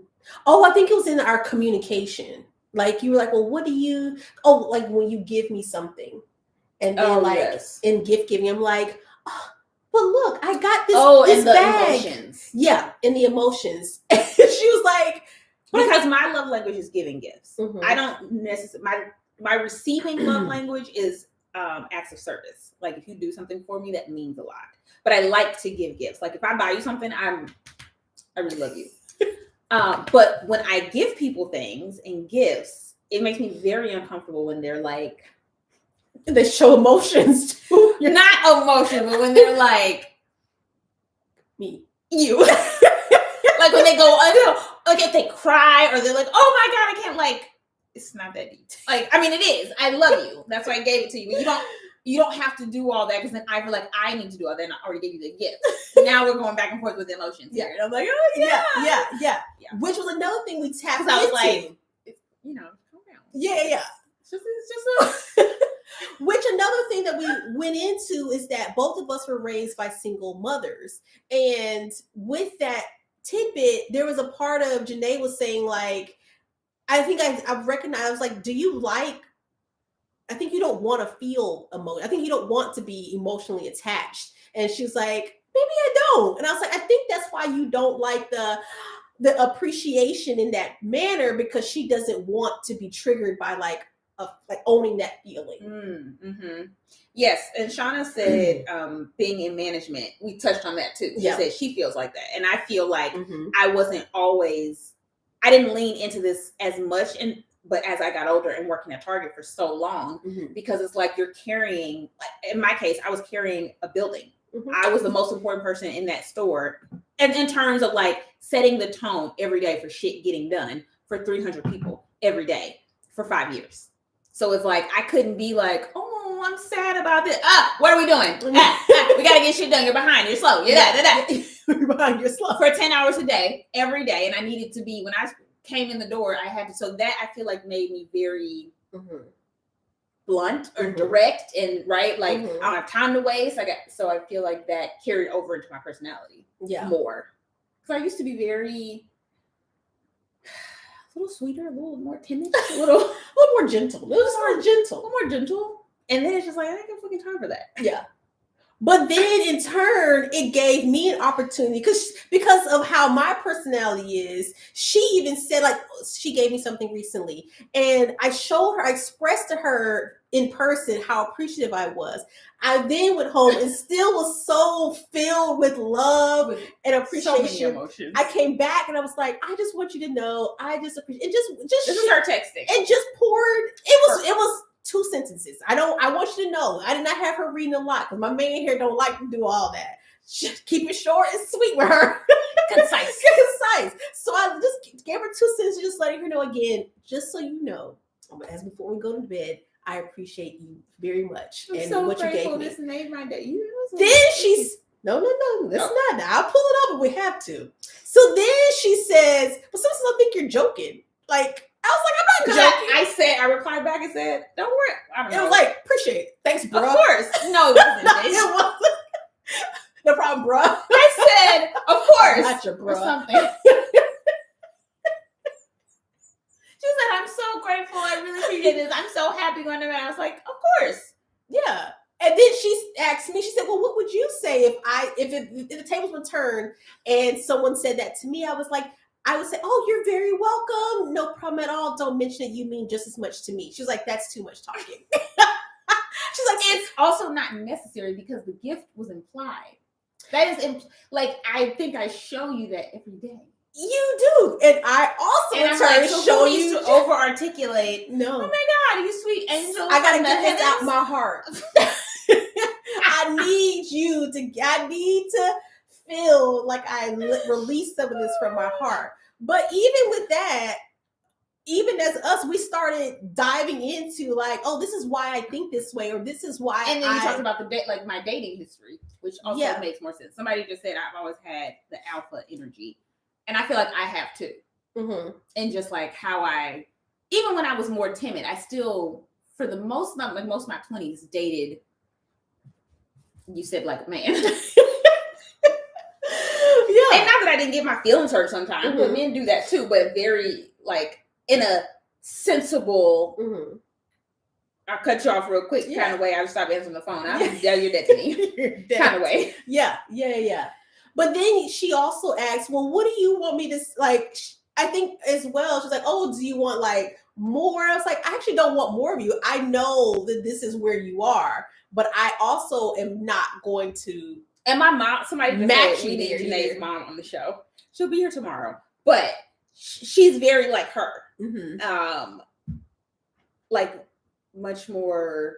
She always tells me her emotions and just like so proud, like any little thing. Like she will see something and start crying. And go, I'm so proud of you. I'm just like, just relax. Yeah. I thank you. Yeah. I love you. But that's also why I'm so confident. You know, I'm the woman I am because she literally is just like, there's my uncles always text me. They're like, oh, your mom, you must be going on Oprah this week because your mom said the president wants to meet you. Because like she just talks about me like I'm the best there's ever been.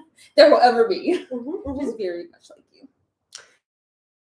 Like, why are you so emotional about that? But I also am not an emotional person. So I think that's probably what throws you off is that while you were like, I think you're joking. I'm like, no.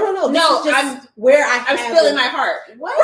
Right. But I'm like, about a couch? Yeah. I'm like, I'm so excited. Thank you. You mean so much to me. And she's like, is that your serious face? So what is your love language? Do you know? I think it's a combination. Somebody said they think it's words of affirmation.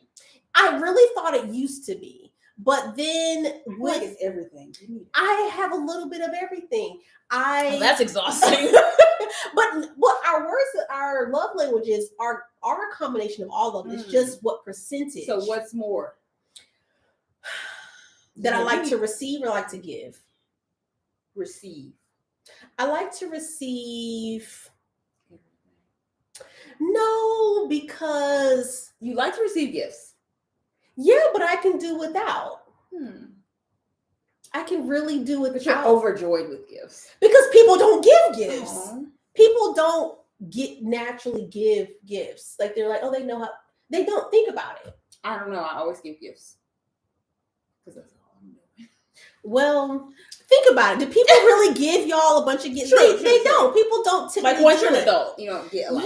Yeah. So it's very like once in a So I think that there's more because I just don't get them nor expect them. But words are okay because then I get that reassurance because I'm more of a giver of service than more of a gift. I think that kind of goes a little bit together. Yeah. Like because for me, giving gifts is my love language because it's also like giving the right gift.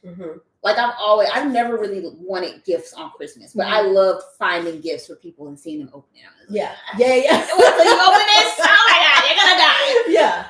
So and I feel like when people do things for me, if you take the load off, I'm like, no, that's a gift. Yeah. Because if you buy me anything, I already got it. Yeah. And I probably don't want it. I don't know. Yeah. And I feel like that's where our gifts go. Like I feel like I give you in service. Not like you asked me to do anything, but if there's something of service I can do, I'm happy to do it. And that makes me happy. So I'm a man. She's a bit more man. But also too, where did this finish? Well, I think that's I think that's what you asked. You were like, what do I take away from it? I was like, you don't take away anything. More self-awareness. But we talked through like why do we think? So I think it was going back to Target around like this is just, but also so many of those attributes make me successful in what I do. I agree. And it's just like it's hard to flip-flop back and forth. Yeah. So I've kind of just like I'm gonna stick beside it. Oh, and we also talked about turning it on and off though. Yes. Like I'm very much I don't want to be in charge with Josh. Like, even though I'm the more assertive person, like if someone asks us something, I'll probably respond first because I usually organize things. But I'm always like, what, yeah. But And if someone says tell 'em, they, baby. yeah, and if someone says they have it, then you easily, Yeah. then I'm pick done. somebody else. I love you too. Yeah. But if you don't, it's gonna be me. Because I need to know what's going on. Yeah. And I think too, even knowing when to have it at its, like when to be more masculine in certain settings. Go ahead. Why you have the thought? No, I need to change it to. Keep going. Oh, okay. But as well, we were talking about having like feeling the emotions. Like I also too, like I don't want you to start crying in front of me. Don't do that, because I'd be like, oh, You'd be so dee, uncomfortable. dee, dee, dee, dee. Like I don't What know the what hell? to do with you. So as expressive as I can be, I also, as well, I think as a defense mechanism to myself, I know this, I don't want you to cry in front of me. I don't want you to do that to me. Because I don't know how to help. I feel helpless. A lot of people like to. Okay, I'm seeing some givers here. What magic are you doing here? I'm trying to make it so it's just people that follow me in the chat. Oh, okay. Or that are subscribed. Oh. I forgot how to do it. What does that do? Just make it like Keeps exclusive? the spam away. Oh, okay.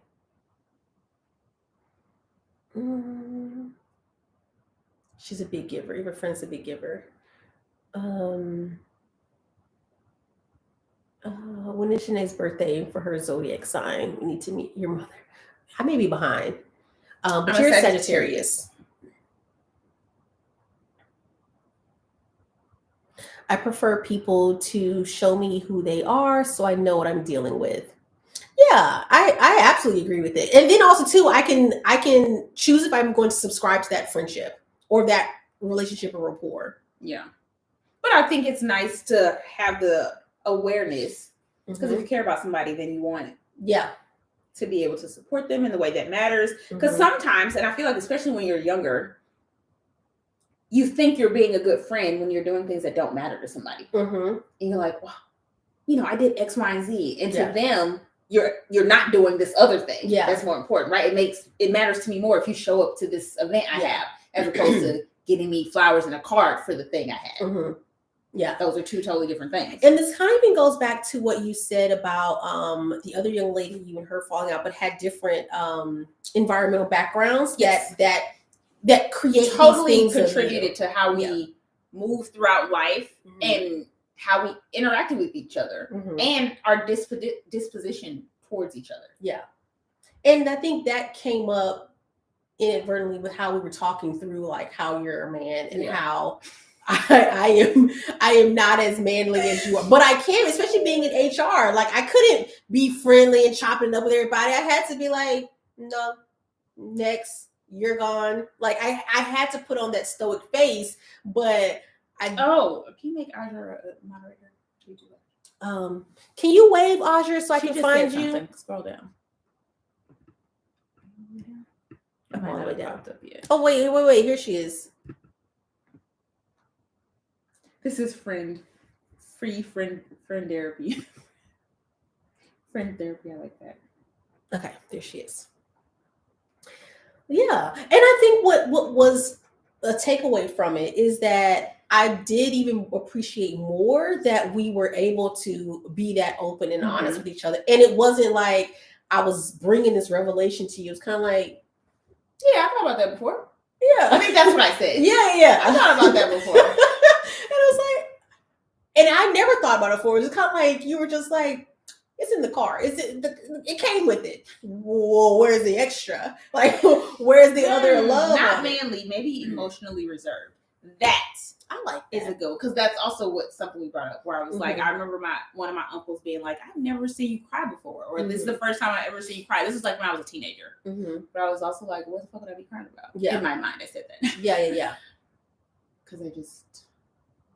Now, do you think that? I think that's from growing up with my mom and just like we were a team. I don't want to we don't need any extra emotional back. Like, like she's a single mom. We are going through a lot already. Like we got to be strong together. Yeah. We got to Yeah. You know, we're trying to get through life. Like she, like I'm a grown up almost. Mhm. Like we don't have time for me to be a kid, be a baby about shit. Yeah. Man, fuck up. You need me and I need Exactly. you. We see each other. Yeah. And that's where when you were like, well, do you want more of this? I'm like, no, don't give me that. Don't you're going too far now. Wait. Too fucking Don't give me that either. But I think that similarity of like we had single mothers, so it's like I didn't have time to be doing all this crying. I wasn't, I had a little sister that, she needed me to, like, while my mom was working, I had to be strong for her or whatever. So I turned off emotions. You didn't want to be a burden either. I didn't want to be a burden, and then what's going to do after I cry? Exactly. And then we don't have time for that. That's how I felt. No. We don't have time for this. I don't have time because that was in all facets of life. I never got in trouble in school. Like she don't have time to be taking off work because I'm in trouble. Yeah, because I got in a fight. You want to fight? You got to fight somebody else. You got to pick somebody else, baby. Because with mom, I ain't got time for that. Yeah. I can't be suspended. Who gonna watch me at home? Who gonna watch me? I got to come to school so she can go to work. We don't got time for that. No, none of that. There's some good questions in here or good comments. Okay, read some of them. What matters most in a friendship for you? Availability, honesty, etc. Definitely for me, not availability. Just because I know it's just different circumstances. Definitely honesty, and I think thoughtfulness, maybe, because thoughtfulness doesn't have to be us being around each other all the time. Yeah, it's just like keeping people in mind. When things matter, being there when it counts. Well, you are a low maintenance friend. I'm sure you have emotions, but prioritize other things in the moment. Definitely. Like you'll cry off of like something that I cry at TikToks every day. Yeah, you'll cry at something that you see, but maybe the two that you're not emotionally attached to. All right, I can cry and I can move on with it. Yeah, definitely. Like, whoa, that was good. Yeah. Oh, Janae, can you be friends with someone like you? That is a great question. I know I couldn't be in a relationship with someone like me because I have been. It was a terrible time. I was like, I am an asshole. Because you're an asshole and we're the same. Get me out of here. So, I don't know. I don't really have it. Well, no, Evan, I feel like Evan is probably the closest to me. Which is why we probably talk the least. Y'all can't take too much of the same. No, and I feel like we both have to be in the mood. We're both Sagittarius too. He's my only Sagittarius friend. So we are the most alike. So yes, I can be friends. Because we're also very self-aware. We also both worked at Target. So we self-reflect. We hold ourselves accountable, but we also know ourselves very well. And he's very much like me. You say that, but I don't see it. And maybe I just have to see y'all together more. Yeah. To know what, because you say that like with such strong conviction, but I haven't seen it. I'm trying to figure out, like, in what way? What way don't you see it? Well, I've only been around him twice. But I love the encounter. And maybe because we were sharing him. Yeah. And I would say more of like, in just like how we move through life. He's probably the only other person I know that is as driven as me. Like very, and I feel like that's also a Target thing. Like very goal oriented. We like to have this thing and be like, okay, that's the next thing, and that's the next thing. I see. We both are strong willed, but I also feel like I taught him a lot of that. Okay, he was an intern and I worked at Target, so we have a long little history together. No problem. But we just have the same. I feel like personality wise. Gotcha. Like we'll see something and both get annoyed at it, or both be like. Maybe he doesn't display in the manner. No, he hides it well. He hides it better. Maybe that's it. I'm like, I don't see any of this in Evan. He'll be like, I know you thought. But I feel like the more I know you, like even in like videos, I can like tell what you're thinking. Yeah. Like, she isn't like that. Or she looks uncomfortable. But you don't look uncomfortable. And I brought it to him like, so in this scene, you were like, oh, I was miserable. I was like, I knew it. But to that as well, I don't have a lot of extroverted friends. But I still can. Yeah. But I feel like all my introverted friends are very funny. And I feel like I'm just attracted to like humor. You are. I think so. Yeah. But y'all are funny. I feel like you are just as funny as I am. It's just a secret funny. It's such a secret. But all my life, people are like, "You're so funny." You're so but funny. It's not. It's a like when you're just interacting kind of funny. Like I'm always good at telling stories, and like I know every time I'm around people and they get to know me, they're like, "Wow, you're really funny." Yeah. Like, but it's because I'm telling you a story, and I'm good at storytelling. I don't know. But I'm not like, haha, joke, funny. But even you like throw out certain puns, I'm like, ha, that was hilarious. That's true. I'm witty. You are. But not like comedian funny. Right. You're not coming up with like, yeah, like people, because when on. people think of funny, they're just like, I want to sit and watch you be funny. Yeah. No. There needs to be something happening. Yeah. And I think I'm bounce off you funny. Yeah. But I'm not like on the room funny. But which puts a lot of pressure on so funny much pressure. people. I don't want like, what if I was low and you started off low? How were we going to get up? And Exactly. you couldn't pull me up. Exactly. Like, I couldn't be good girlfriend chatting with me. Like, somebody that's just like me. We're just going to start it like this. Yeah. You guys coming in? Yeah.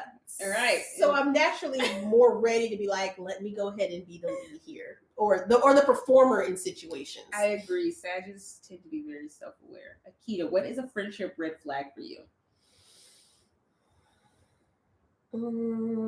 A friendship red flag.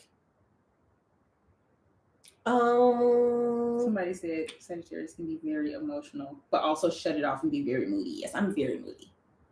As I've grown, I've just learned myself. I mean, there are days where I will wake up and tell Josh, I woke up on the wrong side of the bed. I am so sorry. I'm just going to speak to myself today. Because I'm pissed off. I don't know why.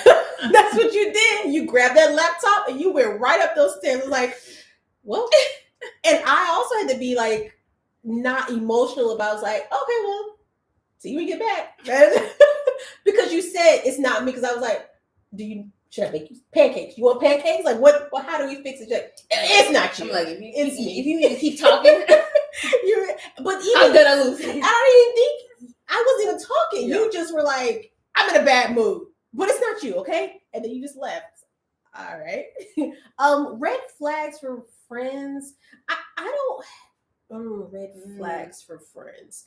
People who want to attach themselves to me quicker than we have time to develop almost scare me a little bit. And I don't think people do it intentionally, but I've had interactions where people want to, like, I want to be your friend. Yeah, they want to be closer than we've had enough time to develop. And like, you don't even know me. Yeah. And it scares me a little bit. It makes me like, why? What's wrong with you? Like, why that I don't know if it's a red flag. It just it makes me very hesitant.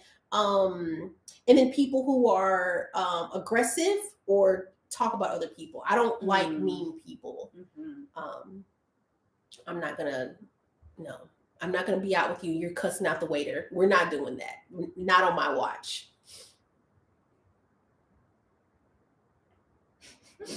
That's so interesting. I was definitely emotionally reserved as a kid, but baby, now I'm in my own household. All the emotions, they're all available. People have said that either A, when we turn 40, we'll be more emotional, or when we have kids. That's true. I guess we're all on our way to our emotions. Interesting. Yeah. You know what? Also, I feel like I kind of squashed my emotions while I was dating, like heavy dating. That's a good because it was like, you're not gonna get me, I'm gonna get you. it was emotional warfare. Yeah. That's how I looked at like just being in my 20s. Yeah. And like, you're never gonna get the jump on me. Which it's terrible, but it's also like preserving me. And looking out for me. Yeah. But I feel like that then I like went right into like the target life. And then you just held this. Yeah, but I feel like that's really when I feel like, I had my little college heartbreak. And after that, I was like, You would never Would get give me a me- chance to treat me like a piece of shit again. Nobody. Like, oh, we'll never be back there. Yeah. Now I'm like, Okay. fucking, oh, I'm gonna get you first. You were duck hunt on them. You're gonna be begging for this. But that really kept me in control of my emotions. Mhm. Where it was like, there was no one that could. I always said, you would never break my heart again. I could love you, Yeah. but we will never. Yeah. There was this psychologist, and she was saying something that powerful people or very strong people, something of that nature, are able to do to keep them successful. And she said that the most healthiest thing you could do as an adult is to get a hold of your emotions. Like, and so you said that was a perfect alignment with what she said, because people who are typically kind of driven off emotions, and not like, oh, because you show a tear, but people who are easily angered, where they're just like, I'm just gonna go off on you. Those people aren't in control. They have something else rooted that's keeping them from being in control of just or hearing negative you're not feedback. in charge. Yeah, you're literally just being dragged along. That's how I would feel and see people and be like, I'm not gonna be like that. Or just see people. I mean, everything to me in my 20s goes just back to dating, because that's all you're doing. I didn't, I had an easy job. It was just like, I would just see people get played and be like, get some money as to could do be it. me. Not in a shady way, but like, yeah, I'm gonna look out for that. Eyes peeled. You got that long list, like that girl who reasons of why not to have a kid. Oh yeah. You got a long list. I'm like, oh, let me look out for that. Let me. How do you know that a friend is a keeper or is a good girlfriend? With everything, say it should be easy. I'm not forcing a thing. I know I can typically, I'm a very good judge of character and like how it relates to me. It should be easy. We hang out and we forcing a conversation, baby, this is less conversation. I'd rather talk to myself than sit here and try to make something right. If we, we DM and it gets awkward, this ain't meant to be. No, it's no harm, no foul. No, nobody did anything wrong. But you can't be friends with everybody. The primary to the general folder. So sorry. so sorry. It was nice knowing you. And that's pretty much how I know. It should be easy. Things should flow. And that doesn't mean you have to be the same. But there should just be every friend I've made as an adult. It was like the first day we met. The first I met Regina in orientation at Nordstrom. The first day we met, bitch, it's me and you. We're going to lunch, what we eat. And we were together every day after that. It wasn't like, oh, let me get to know her and see if it. Yeah. Oh, you're black, I'm black. Let's sit next to each other. You're funny, I'm funny. Let's go to the food court. That's how it. Now, the only caveat to that is when I met Evan. I would say, don't say me. I ain't. No, same thing. We met the first night. We were out all night. Had so much fun. And then you just start coming to my house. Like, he wasn't a shy girl. He just coming to my house. But I mean, and I feel like also Evan was like the only, one of the, also actually both of my male friends. Chris? Yeah. Well, we dated in middle school. And then he dumped me because he asked me why I liked him. And I said, because he was nice. And he said that was not good enough.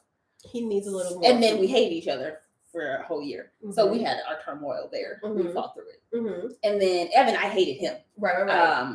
Because he was an intern and I just thought he was just the laziest person I ever met. It's cared for all you didn't like. Yeah. I mean, he just would just sit around and I was just like, there's not a lot of black people here. Potential. Exactly. You were making us all look bad. And I remember one day he came to me. He was like, hey, I'm asking all the like leaders if they have any feedback for me. And I was like, oh, I never thought you would ask. He's like, you have any feedback? Like anything I could be doing differently? And I was like, yes I do. And I gave him a very long list. And then he went off and went back to college. And then a couple years later, he came back to Target and we became friends. But he also got very good at the job. And I was like, I can respect you now. I can respect you. You're doing so the work. It starts with respect for you. It does. It does. Look how we're peeling back the onion. Woo. I really, you are really 2023. I need to become a PhD. Yeah. I see. So it starts with respect. That's your core there. It is. I have to respect you to be your friend. Mhm. I have to see something in Mhm. you to move forward. Starts with respect. Yeah. And they can lose the respect. You can lose respect for them and then peel back too, or you. It's very hard. I haven't really experienced that. But I think the initial like how to become terms, Mhm. it just has to be there. It can't be any, wishy-washy where I'm just like, or you harder on men become friends with. oh, definitely. You're a man. What do you need to be here for? What the hell's happening here? Yeah, I've got Josh. Okay, so this one, I don't know how you would relate, but maybe you could just offer some advice. How would you react to your siblings showing more love and affection to friends than you and yours? I can't answer this. I don't have siblings. So I have one sister and two sister-in-laws, one brother-in-law. And how would you react to your siblings showing more love? My sister and I are very, very close. I'm gonna get a refill here soon. Okay. I'm gonna go. I'm gonna cook dinner, and last time you got me all loosey goosey. You have to have two. So well, we can exercise boundaries, and I can have one and be okay. Johnny's making a second one, so okay. They just. Are you tipsy? I feel comfortable to just. All right, so we gotta carry it on. So one drink gets me to 2 hours. 2 drinks gets me to no. 2 more hours. No.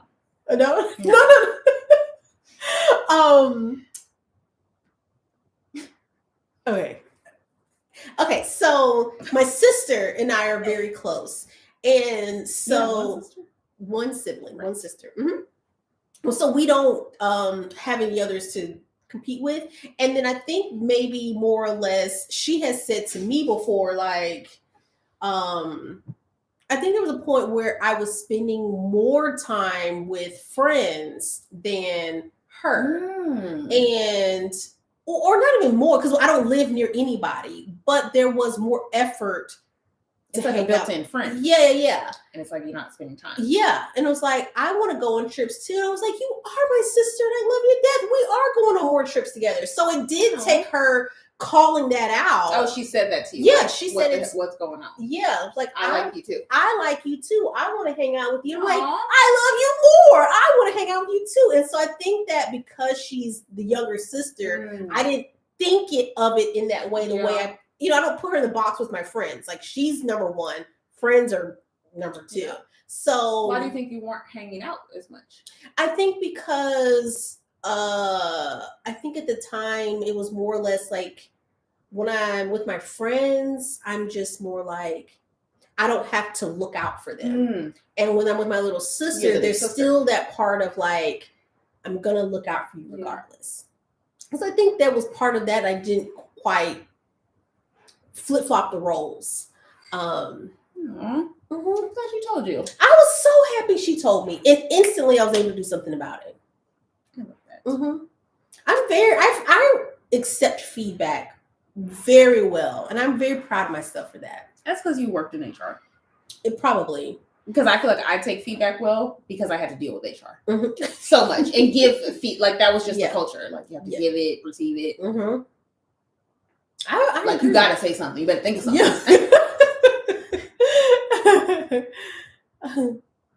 Let me see. I'm trying to go back through the comments. I'm your other Sagittarius friend. We just don't ever talk. So we get along great. Don't ever talk. Akita, do you get upset because you seem so calm? Yeah, what does that even look like? I don't think I've ever seen you upset. Like angry? Well, I think it goes back into my emotions are in check. Like if you have something to say to me, I'm more apt to listen to it and receive it. And this is not saying you in particular, but I'd rather listen to it before She's HR in every part of life. I have to keep my emotions in check. So when's the last time you got upset? When you're like, I only get upset at home with my husband. I only get upset. So I don't know. He could come over here and have a lot to say, but I don't. But even with that, him and I are like, I don't want to be that person. Like, I don't want to be like, you're not helping me. Like, I don't want to be that person. So even him and I have like worked on how to not be so. I think my home is my comfort place. So there I'm less in check. I'm less accountable. I don't have to have as much restraint and control as in other areas. So it'd be easy for me to be like, I'm in a bad mood. I'm annoyed. He's got a little dance. He got a little dance. Thank you, Josh. Mm-hmm. Cheers. You want to show them your dance? No. Cheers, sister. You don't have to drink it all. You can just drink it out. No problem. At least it's cold. I'm gonna gulp the whole thing Oh, down no, like you no, want me to. Yeah, but I feel like I don't have to have any restraint or control in my home.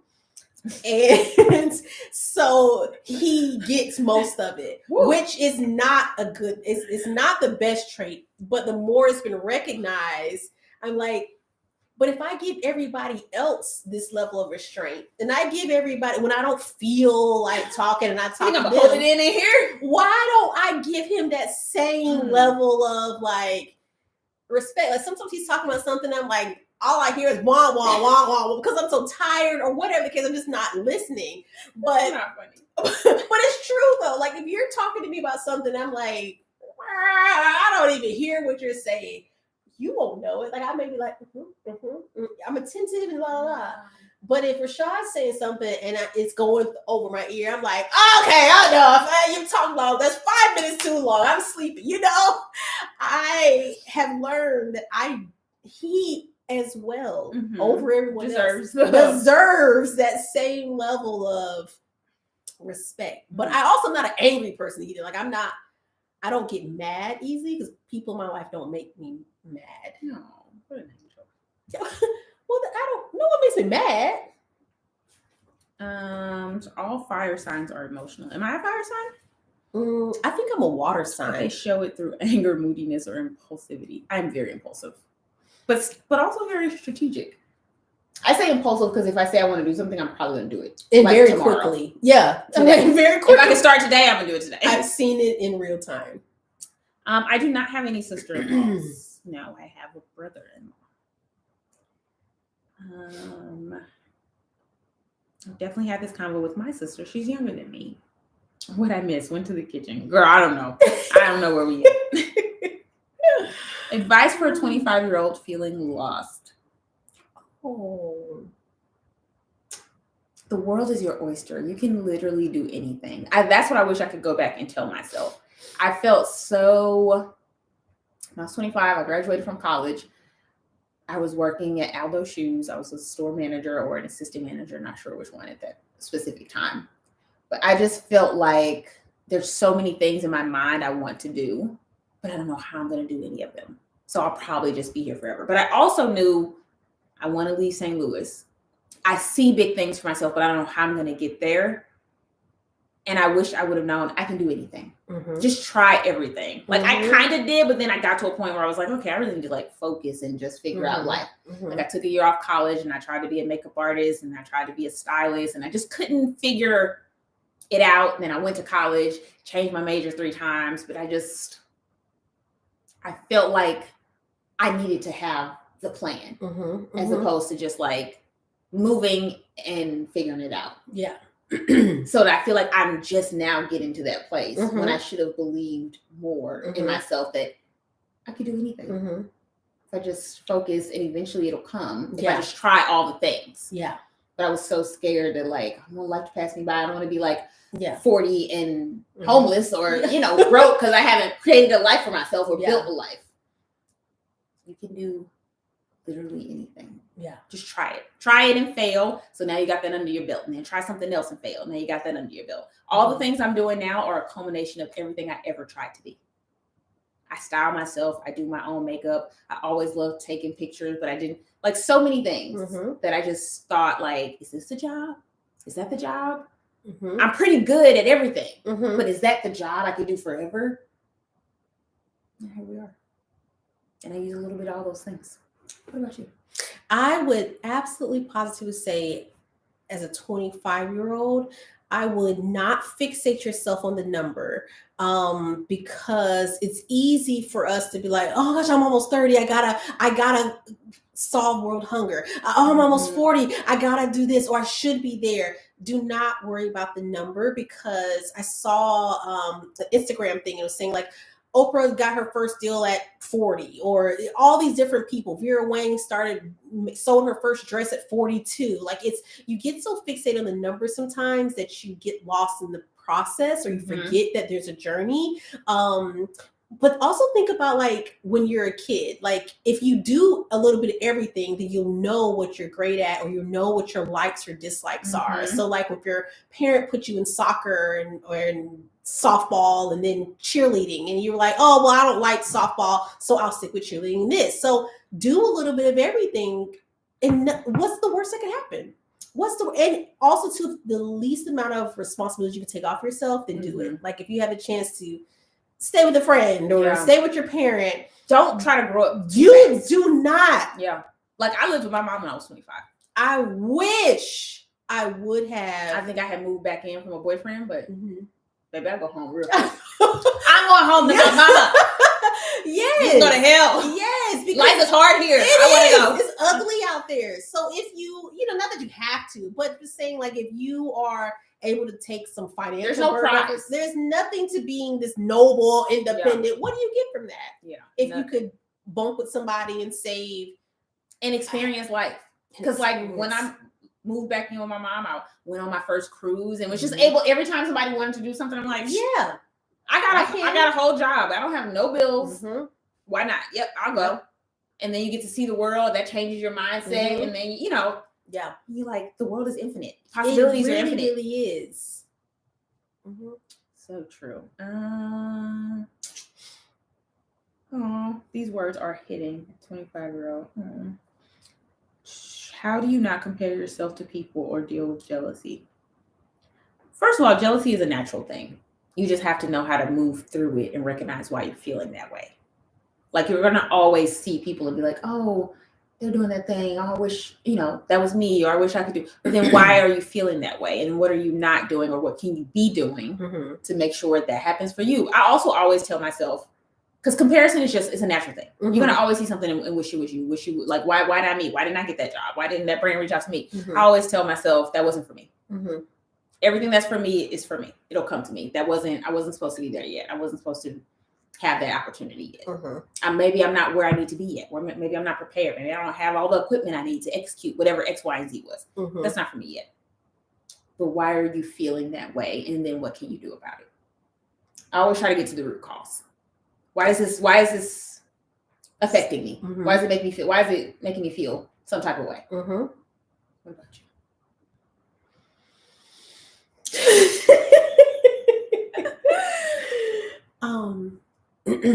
What was the initial question? Oh, shit, I forgot. I think you got so deep that I'm so sorry. You really went I was there. in the words with you. Oh, the question was what? How do you comparison? How do you not compare yourself to people or deal with jealousy? Or how do you deal with jealousy? I think it's very healthy to compare yourself to other people. I think that there's nothing wrong with that. Because you have to have a marker to know what you like or want to emulate, or parts of something you want to emulate. I always compare myself to people. Yeah, or parts that you don't want to emulate, that you want to stay away from. So I don't think there's anything wrong with comparing yourself. The problem is if, yes, in turn it turns into covetousness or jealousy. Like that's when you have to dig into what are these triggers? Why do I'm looking at this person and they have a bigger house than me, and now I'm frowning my face up or something, like why is that triggering me?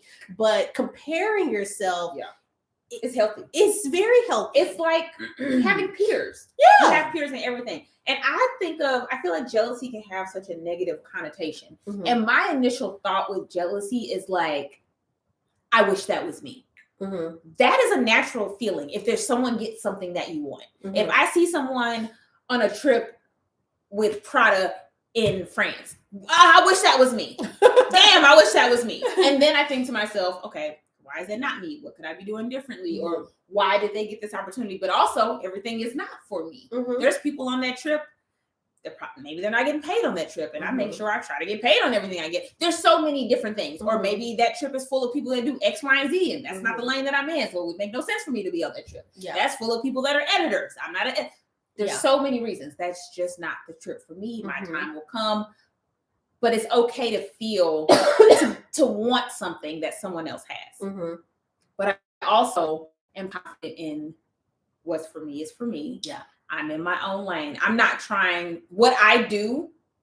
And I feel like this is a lesson you can take in every part of life. What I do, no one else can do. Mhm. That's what I'm always trying to ingrain in myself. Mhm.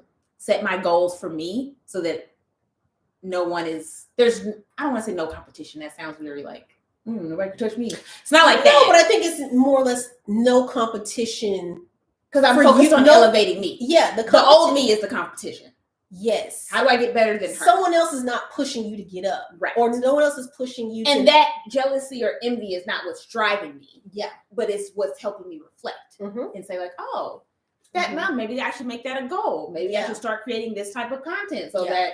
that's a possibility for me. Mhm. Maybe that's showing me something. Oh, you know what? I want a fragrance brand to take me on a trip, but I don't post any fragrances. Yeah. How do I use that Yeah. to drive me? Instead of just sitting in the envy. Yeah. Yeah. Because that I don't think is healthy. No. I was definitely at the crib until I was 27. Yes. Mhm. And I think that too, in certain communities, it's more acceptable than other communities. And let's be honest about that. It's more or less, and to the different generations, like But definitely different communities. definitely. Like when I worked at that bank, that coworker I was talking about, he was like engaged, and they both lived at home with their parents. They were Indian, and they was 30, like in their 30s, and it was like, oh, when they get married, they'll live together. I worked at a doctor's office, and this man came in here, and I don't remember how the conversation started, but every time I met somebody, I wanted to know, not like what their story was, but it was almost like, how are you? It was in St. Augustine. So St. Augustine has like a very affluent area of people. So I was always like, what do you do? What's your, how do you do this?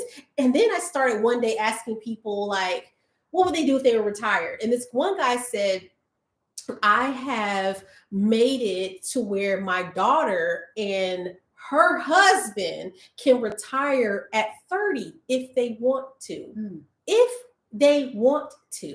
So they need to love their job enough that they don't want to. I was like, wow, you set your child up to where if she and her husband brings on her husband too, that they can retire whenever they want. So that's, I think the way we grow up, it's different in different communities. And a lot of times in the Black community, we have to hurry up and be grown, get out, and not every household, but this is the stigma. Like, all right, go ahead and be something of yourself, make something of yourself.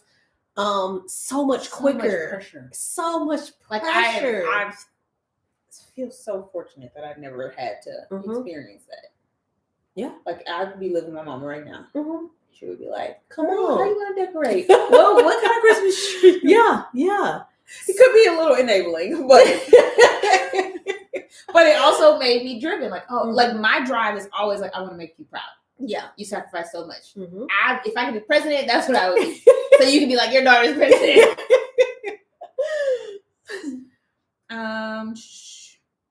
Yes, there's enough to go around. Okay, thanks for answering the jealousy question. No problem. Yes, how do you use the jealousy to push yourself, or because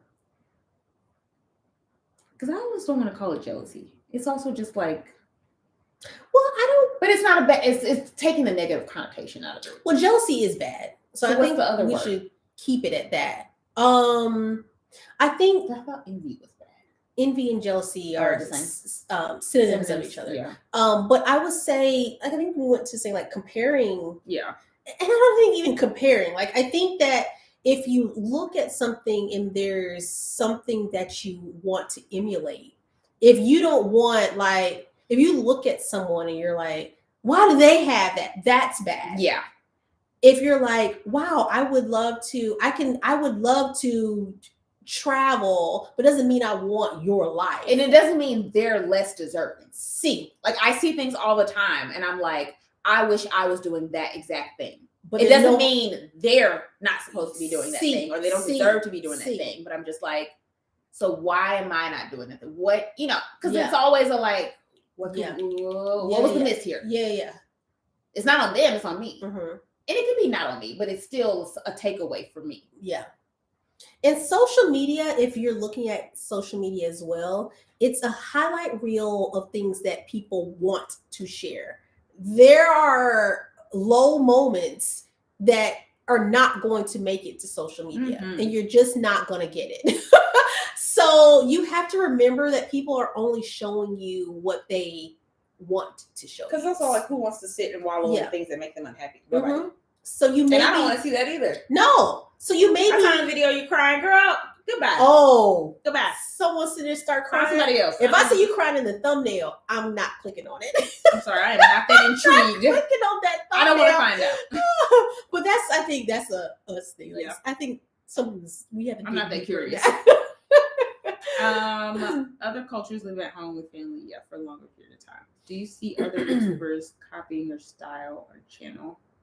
Not really. I always say this, but I don't really consume similar things. So, like, what I watch on YouTube, I watch a lot of commentary. I watch a lot of history. Like, I don't want to see, because I also don't want to I don't ever want people to think I'm copying someone. That's probably actually the main reason I don't watch a lot of people. Because I want to think of things on my own. And I don't want people to be like, oh, such and such did that. I don't even know such and such is. Sorry. So sorry. No. And sometimes things can subconsciously seep into your head. Because I remember once I was doing a video and I heard a similar song and I was like, oh, that's such a song. And I was going to pick it. And then I was like, no, I don't want to use that song because I don't want them to think I'm stealing their song. So it's kind of like. And like people can emulate subconsciously. So that's the main reason I try not to subscribe or, consume a lot of people that do what I do. Yeah. Because you can just see something a few times and be drawn to it. Yeah. And then when you're editing, you're like, oh, I have this idea. Well, actually, no, it's not your idea. You saw it 10 times. Right. So also, if I saw someone emulating something I do, it could also be subconscious, where they just like the thing. And then when they were doing the thing, they're like, what would be cute if I did this? Yeah. Not thinking like, I'm going to steal Janae's thing. Yeah. Did you see that? I think it was on Instagram or TikTok where some celebrity, I can't remember his name. He was they were doing basketball, like 1-on-1. And then during that, they was asking him questions and they were like, all right, give me a number from 1 to 7. And colors and all that. Yeah. Like, oh, on the way drive here, you saw this. Yeah. So it really does happen. It was like I don't know what to call it, but basically, like on his drive to the basketball court, there was a billboard that had a number on it, and then there was a jersey that had a name on it. So then when they were asking him to just pick random things, he was picking all those things. That he had seen in the basketball. It was in his subconscious. Ooh, you get deep, girl. You are a PhD. Okay, we're behind now. Other cultures, okay.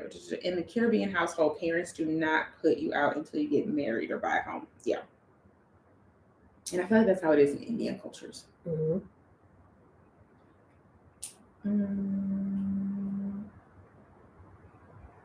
me know when you catch up because I got another question. Oh, so sorry. No, take your time. Take your time. You're right, Akita. I moved out of my parents' home at age 25. Not because they kicked me out, because I was ready to be on my own and explore. And that's okay too, because you can go out, explore, and be like, this is ghetto, I'm going back. You have to. And then not here for me. Right. You have to do a couple things to get it right.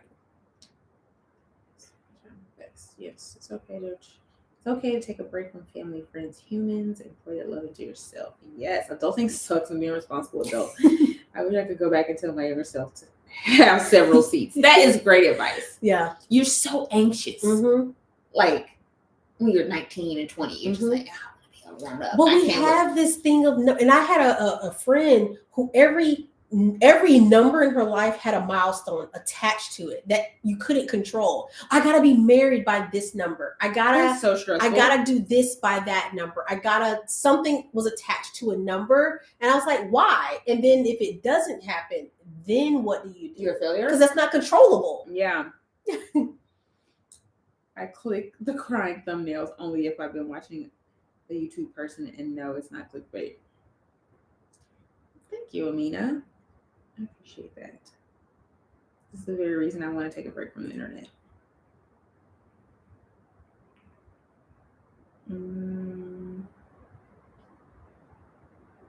Okay, I think we're caught up. Societal standards have some people in a chokehold. Okay, what's your next question? Should I start dating in 2023? Went right into it. You ready, Lord. girlfriends? Should I start dating in 2023 or just enjoy single life as the way men are impatient these days? I don't know if we can answer that. Well, our girlfriends can help us out. This is one of our girlfriends. Should she start dating in 2023? Yep. Should she start dating in 2023 or just enjoy single life as the way men are impatient I need these more. days? How long have you already been enjoying single life? Are you fresh out of a relationship? Do you have healthy boundaries to start dating? Are you emotionally equipped to start dating? Well, let's just do two scenarios. Okay. She's been single for maybe 2022. She just took the year to I be would single. always say start dating. But I come from the world of the best way to get over somebody is to get under somebody else. Not literally, doesn't have to be literally, right? But takes your mind off things, and it's like a sport. Mm-hmm. The more you do it, the better you get at it. Mm-hmm. Like, you don't have to date to be finding your soulmate. You True. can be dating to just interact with people, to have a good time, to experience new places, to eat new food, to get your chops up with flirting. Like, what do you need to work on? What do you enjoy? You can just enjoy people. That's the masculine kicking in. But this is what I taught myself when I was, dating. Yeah. Like, I wasn't going out every day like, oh, he's a one. Mm-hmm. Give a fuck about this man, if he a one or not. And if he happens to be, what a treat. Yeah. Right? What a pleasant surprise. Oh my God, you're amazing. This might go somewhere. But in my mind, I wasn't getting in my car or you picking me up thinking this might be the one. I was like, wow, I can't wait to go to this new casino. I can't wait to eat at this new place. I can't wait. Or we're just sitting there and I'm just having fun flirting. I'm fucking good at it. I look cute tonight. I get to dress up and it's just a good time. And I leave and I'm like, this was so fun. Oh, I could never. And that is my hope for everyone dating. And I say you shouldn't be dating unless you can do that. Like, strive for that, because you don't put any pressure on any circumstance, and you can take things as they are, right? And then when that Mr. Right comes along, you can actually see him because you're not putting all these things that aren't happening in your mind, right? Like, he could be the one if we get to this. Well, no, he ain't doing it. Let's just take it for face value. Because I can also compare, right? And when I'm around A, B, and C, they make me feel like this, and D makes me feel like that. And I feel better. I feel that one who cherishes a lot of not cherish. I think it's I don't even know appreciation. There's a word that kind of like that lotion. And it was just like, this floodgates of all of this stuff just came back from our great time together. I feel like I do not have the capacity to take on so many personalities. I feel like that would drain me. And you can't detach. I can't. And it doesn't have to be that many. Yeah. So that's why you say it could be two. Okay, that could be, and maybe I just haven't been in that situation, but I think that I can't take on too many. I can't even take on. I don't want to talk to nobody. That means I don't want to say goodnight to 5 people. I don't want to. See, I think the emotional part of me wouldn't allow me to openly, because I feel like dating. There's 2 types of dating, right? I thought there's date to get married. Oh shit! I'm dating to get married. If you don't have the qualifications that show, But how do you even know? Because we've already talked for a long time. Okay. Well, I'm talking about talking. Okay. I mean, how many people do you talk to before you start dating? Dating. I mean, we talk. If a guy, let's just hypothetically. Talking is like, I get your number. We're talking to get to know each other. Yeah. What is talking? I have not met anyone in random settings. Maybe that's it. I haven't met anyone more in random settings that. You used to go out? Yeah. So that's random. I'd give them fake numbers because I wasn't interested. I don't want to meet you. I don't want to talk to you. I need a reference. Like, where's the reference? You were really dating for marriage. You date for the purpose of marriage. That's so I much will pressure. feed myself. I don't want to eat with you and But then sit it's here and not- look at your stupid but you jokes. don't- But I know I Well, don't you have the have capacity the for it. I don't You don't have have the the will. You don't have- emotional yeah. capacity. Bandwidth to just be. I need to pick somebody. I need to pick somebody. I don't want 700 people picking me up. And not saying that that's what you're doing, but I can't take on because even if let's say, for example, let's say I'm talking to 3 people at one time. One person is very interested in me. So he's like checking in with number me. 1. Are you okay? Have you eaten, sweetheart? Do you want me to put some gas in your car? He may be doing those things. And I could easily I could mutually offer the same thing. I've eaten. Have you eaten? I'll pick you up a sandwich today. The other guy's like, you available Friday? All right, man, cool. All right. Then that's that one person. Then there's another person. So they all have different personalities. I'm one personality. I can't figure out all 3 personalities. I'm already full. I need one answer. Let me find out you're a dirtbag, and then I'll go on to the next person. And then I can see if you're a dirtbag or if you're a nice guy. I can't simultaneously. But I feel, and I totally get that. But I feel like most women, when they do that, I was just always a proponent of, I'm not putting all my eggs in one basket. Yeah. And that's what that does. And you put so much, when I'm focused on one person, I'm giving them my all, and I don't even think you deserve that yet. Because in turn, men don't do that. Most men, even if they're just dating you, if they're not committed, they're not committed. But I think that it's not giving them my all. It's just giving them more a mutual respect or understanding. Like, and not that that's how I am with everybody. Because I ain't trusting no man. No. It's not. I do want to put that asterisk there. It wouldn't be with everyone. It would be more or less with like, there's been time and rapport built that, he's consistent with calling. He's consistent with this. I've seen that more. The conversations aren't lagging. There's no like, you just disappeared for 5 days and I don't know where you are. There's a level of rapport that's been mutually understood. Like, remember I told you about ask the question, what are you dating for? So I feel like that's something you would have probably done. Like, what's the goal here? Also, let me put this caveat in. There's another caveat. I was also very early, like my dating years was short. Like I'm talking about me as a 21-year-old. I didn't even know Akita did. So what I'm saying now looks totally different than what I would have applied. But I still also feel like it's either, I think that masculine part of me would come out and I couldn't turn it off. Like, so I feel like the me before was much more gentle and understanding. And I was burned. I was burned a lot though. I definitely was burned because of it.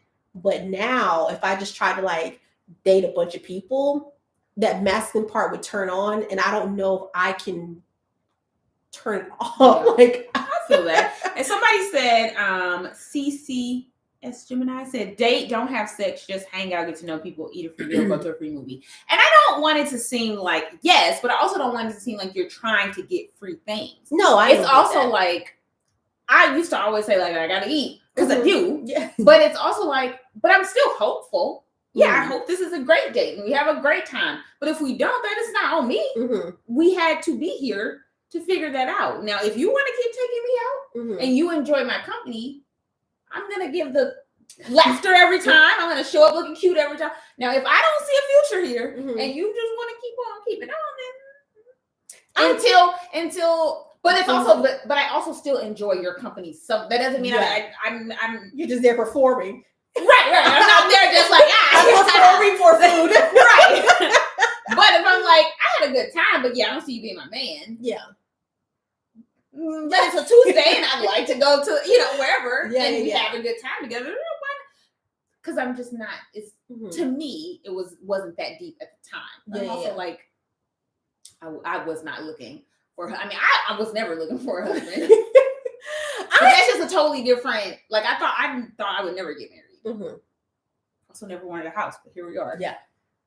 But I feel as well, even when it comes to like any person in my life or that takes time, I don't want to waste my time. Like if I already know I don't want you're not funny, I'm not laughing, I'm giving all the laughs, you're not. I see your hair is pairing. It really is. Thank you, darling. This is Good Girlfriends Chat with Janae and Hair. That's it. But if I don't feel, this is the same thing when people are more attached to me than I am. Yes. Don't be attached to me. Yes. We're gonna hang out if I'm attached, not if you're attached. She's setting the tone here, people. So just because you think I'm a good giggle, I want to giggle to myself. Men don't get attached. They date several women at once. And to me, that is what I always assumed, only because that's how it seemed. Like I could be dating somebody and I'm turning on the charm, bitch. I'm like, I'm amazing. Yeah. I'm a catch. Yeah. And it's just like, what are you missing? Yeah. How are you not dialed the fuck in? Right? You gotta be having so many eggs in your basket. Now let me stop you here. What is the definition? And here's also too goes back to that work husband, work wife, and dating. I think my definition is different than the reality. Like maybe dating is totally different. Like dating, I am thinking dating is we've already had a consistent rapport. Now we're dating. And I feel like talking, like some Southern shit. Yeah, I feel like you talking to a bunch of people is talking. Like we don't have attachments. Okay, so I'm referring to talking. Oh, okay. See, there's like dating would be what, being your boyfriend. That's dating. We're pretty dating. We're dating. I'm Who are you talking. dating? Oh, like, I'm dating Janae. Oh no, I'm talking about talking. Like I'm talking to several people. This clears up a lot. There's no, I don't owe you anything, and there's no expectations. That clears up anyone. A lot. Yeah. See, I can do a talking thing, but I've also dated, and not. But that's why I narrow it down, right? Where we got tiers, right? So I'm talking, and then we get to dating, right? And that's where I got to get to like 2 or 3. Yeah. Why don't you just weed them out? Yeah, like before I moved to Virginia, I was dating. Yeah. 3 people, and I knocked one down. It was like it's the final 2. It's the final 2. It's up to both of y'all. It ain't up to me. It's up to you. Then I have to pick. Because then when you're dating, it's like, okay, both y'all want all my time. So then after dating, what is that called? What's the next stage? Well, after that, I lived with somebody, so I don't know what that's called. So then is that boyfriend cohabitation? We go together? Like what? Real bad. What is the next phase? Maybe again, my next phase is not exactly. Is it fiance? Like what's the next boyfriend, girlfriend? Yeah. Oh, okay. So when you become a boyfriend and girlfriend with someone, you're no longer dating. Right. Okay. That's a relationship. That's the next. Dating is not a relationship. Dating is seeing if this is someone I can be in a relationship with. So I still am not putting all my eggs in a basket, because at any point in my mind, you could be dating there's no expectation. I hope that you're narrowing it down, right? I hope that you feel like this is going somewhere. Let me focus on her. But you could also be dating someone else. You can't do that. once you Somebody meet said, me- okay, what is dating? once, We're all once you dating is for data. Keep it moving if he doesn't meet your requirements. That's a good. I didn't know that definition. I definitely was like, there's a talking, and then there's a date. I'm dating Rashad. That's who I'm currently dating, and then we become boyfriend girlfriend. Dating is not a relationship. The definition has been misconstrued. You know what? We need to break out the damn dictionary. But it may just be me. Maybe I didn't know the definition, so no clarity. If the collective is clear, it's me. I dated men with the intention of marriage, and my husband was the one that stuck out. I cut off people when he was ready for exclusivity only. That's how I dated. Mhm. Like, I would typically have my Roster. favorite, but a roster. But like, this is a person that I can really see. But I remember dating two people where I was like, I could be with either one of these people. Like, I really like them both. Mhm. And then one kind of inched ahead a little bit, and I was like, all right, well, I'm zeroing in on that one. But again, he hasn't zeroed in on me. He hasn't made anything official. He ain't talking about nothing being official. He could be gone tomorrow. Yeah. So I'm not gonna, miss out on this other guy. Maybe your arms a little long. Yeah, it is. Wow, that's a real struggle for you. I'm 5'2". You're 4. The wingspan. I'm 5'3.5. Really? To be exact. But my point is, I forgot my point. Dating.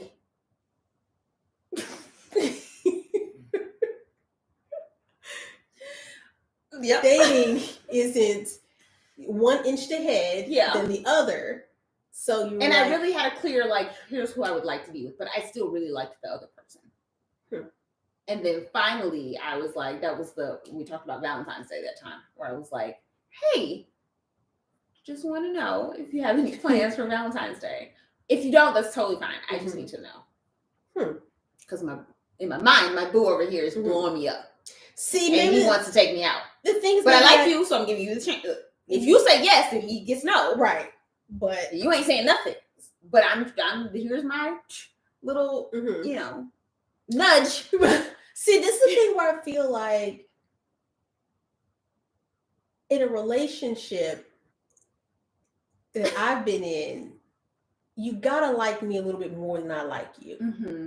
And the reason why I say that is because if you don't like me a little bit more than what I like you, then if you don't like me, if I don't like you, then we're done.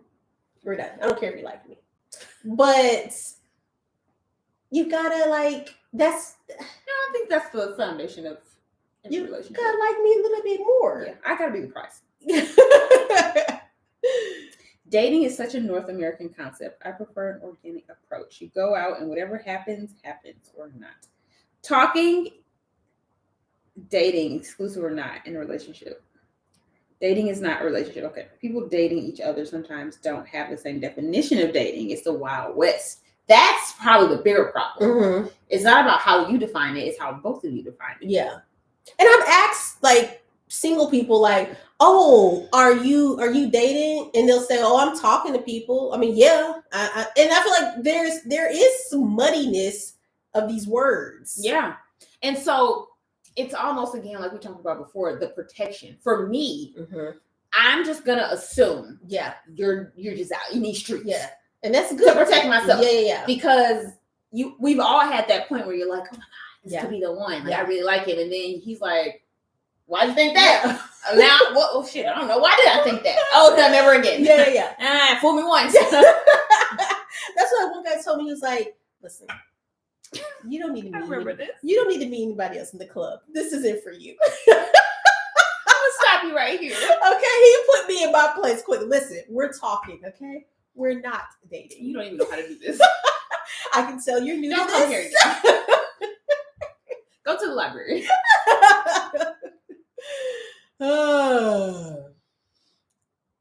Yes, I did date like Lori Harvey. But not always. I got my heart broken in college. And that had straightened me right on up. Got my check. I said, wow. Because I was this way before then, And then I got that one relationship but it was my karma. I deserved it. Mhm. I played somebody and I got played, and I said, okay, Okay. yeah, not again. You got me. I deserved it. Let's move on. Mm-hmm. Okay, I think we need to get better at communicating. I agree. Talking because he didn't actually ask you to be his girlfriend. You just assumed this relationship. Mm-hmm. Yeah. The confusion comes from people not knowing what they ultimately want. Mm-hmm. Exactly. Like sometimes a guy could want to your version of dating you, but then he also wants to keep his options open. Yeah. It's like, oh, well, someone came along, so now we're not exclusive. Yeah. But if no one came along, we would have been exclusive. Yeah. So you don't even have a definition. Yeah. You just flip flop. Yeah. But that's what I'm over here not dating nobody. But but I'm saying if you know that you want to talk, like you are intrigued by me, but you also are talking to the people, then at least I know that, and I'm going to cut you off. Then I don't have to sign up for this. Yeah. I don't have to sign up for if that's not what I want to do. Jay Milan said, so as a Black woman, I find that my counterparts of other races don't know what talking phases are. My husband, who is white, did not understand what it was either. That could be a good point. Because I feel like Josh was like, shh, we're here. We go together real bad. I was like, sir. Yeah. We just met. Excuse me? And you see yourself marrying me? What? Yeah. And I think maybe too, that's probably why I also have that same mindset, because I grew up around white people. There was no they talking. It happened so fast. Like they just do it so quickly. It's like I blinked. Like, what is talking? What? We've already established we've been talking. We met. We like each other. We're dating up. We're married. Listen to how they tell their stories, how they met people. Like, oh, we've been friends for such. Like they've already been talking. That fostering relationship. So that's why I feel like if I meet, all of that doubt is gone. It's gone. It's like either we want to be together or we don't. That's it. Look at this discovery. Wow.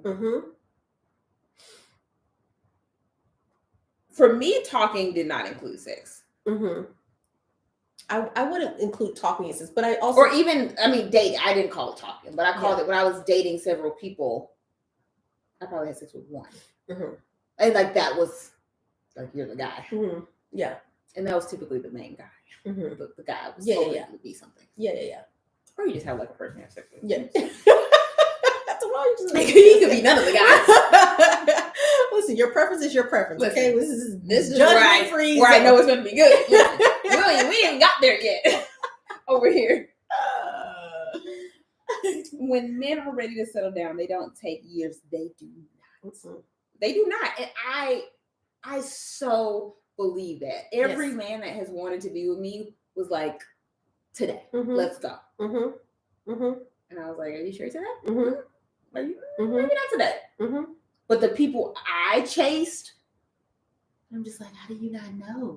Like, you don't even know if you want to be your girlfriend. What? Clearly, you don't make good decisions. Next. Clearly, you don't make good decisions. But I do believe that it does not take men a long time to know. Exactly. And I agree with this. Somebody said talking stages is the trenches. I know too many friends who are stuck in talking stages. Go out and date. Exactly. Men are not strategic. They're not out here like playing mind games like we think they are. If they like somebody, they don't want to lose them. Yeah. So if they don't care about losing you, they probably don't like you that much. I do think there's a expiration on the talking phase. We're not doing this forever. Or that long. And you're not going to be playing with me. You can't talk. There's nothing because again, if you don't even care that I'm dating, I could be possibly snatched up, but you don't really care. And in my mind, we're talking and we'll just be friends. We may just be like, oh, we're just, because I've met people who wanted to talk to me. And I'm like, no, you know what? You would be a much better friend to me. Let's be friends. And I've had to put them there, like let them know, like, no. Don't even, if you think of me romantically, just stop. We're friends. My father said when a man knows you are the one he knows from the first day, 1 month, up to 1 year. Anything more, he deserves to be kicked to the curb. I agree. And that doesn't mean you have to get married immediately, but they'll make their intentions known. Like, I remember saying to Josh, like, what, we're going to get married? And he was like, yeah. Yeah. I mean, yeah, we could get married if you just, like, shut the fuck up. Calm down. See? And I was like, well. Because y'all already been talking. Y'all talk while y'all at work. Ciao. See, that was the phase. Yeah, where he's like, I know you. Yeah. Like, we're just fine-tuning things now. Mhm. But I don't see any issues here. Yeah. I was like, that's crazy. We've graduated. That's crazy. That is crazy. You don't want to just marry me? Yeah. I'm like a stranger. No, we've been talking. We talk 40 hours a week. What more do you want to see? What are you talking about? I'm glad I'm married. Dating is hard. Yeah. It is. I Like, I just wish all of my friends could just find the person and be married. Mhm. Because it's just. You know what? I also said that until I realize all people that I see that are married should not be married. And this is why I say I don't have no goals for couples. No. Because you don't know what their love for a person or like of a person is something that you can tolerate. Yeah. And like, yeah, I have friends that things that their husbands do, I'm like, do you need an attorney? Let's get you one immediately. Mm-hmm. But that's something I don't like. Yeah. Doesn't mean that that's something They don't like.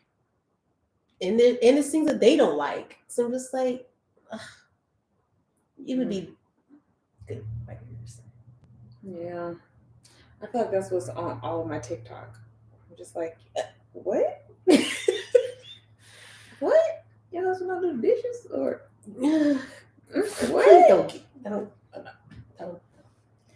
Different strokes. Different strokes. Pray for us single folk. Mm-mm. I do. All my friends. She's not my only friend. You and Dana. Mm-hmm. And Cheat now. Who? Cheat. Brown Oh. Are married. But before you were my only friend that was married. And all my other friends single. Mm-hmm. So I know how hard it is. I'll be having to talk through some things. No, never have couple goals. Mm-mm. Yeah. These celebrity couples be breaking up. I don't even flinch. I don't even know these people. I do not care. You don't know what goes on in their household. Yes. What do you appreciate or really love about marriage or being married? You go? What do I really love or appreciate? Mm-hmm. I mean, Josh is my literal best friend. I know people always say that, but we're like, we're so in sync. Mm-hmm. It's shocking to me how well we know each other, how well we can read each other, know what each other needs. Mm-hmm. I always say, when you like can hang out with friends and just sit in silence, that's how me and Josh are. Mm-hmm. Or we can be like, let's do something fun. Mm-hmm. And we're both like in sync with that. We can, right. Yeah. Okay, let's do something fun. Mm-hmm. Or let's do something corny. We just both like, okay, mm-hmm. fucking play Twister. Okay, that's fine. Or like, we're going to sit in silence, shut the fuck up. And we're both like, it's time to shut the fuck up. Mm-hmm. And there's just no judgment. It's just easy. I always tell people. I just saw a TikTok earlier where this guy was like, "Oh, so how is it, being married?" And the person was like, "It's work. It's fucking work." And he's like, "Damn, okay." And I always say, I just cannot relate. Mm-hmm. It's always everything is better when Josh is there. Mm-hmm. And I just think that's the joy of being married to me. But we're friends. Like, I can go do something, but it would be better if he is there. Mm-hmm. But I try to also like have boundaries and be like, okay, it's just girls today. Like, come on now. But that is my favorite thing. It's just having a built-in friend that makes things more fun. I like that. I'm so corny. No, I think that's beautiful. Thanks. I think I two parts in what you said, which is not a bad thing. It's just so for hindsight, I have been with Rashad for 13 years and married 10 years.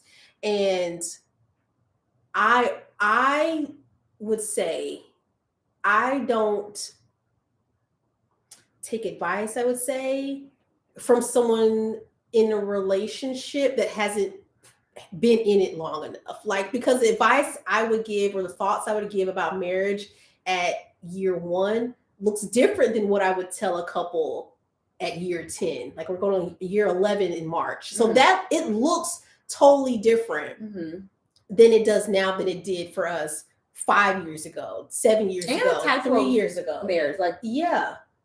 Y'all have lived long. This is like there's so many. There's so many other parts of it. So with him being in the military, we spent majority of our relationship apart than we had together. And there was like segments. It was like we were together for a year, apart for 2, together for 1, together for 9 months, apart for 11. You know, so there were so many start, stop, stops. So I think that throughout all of that is Rashad is the most solid, consistent person.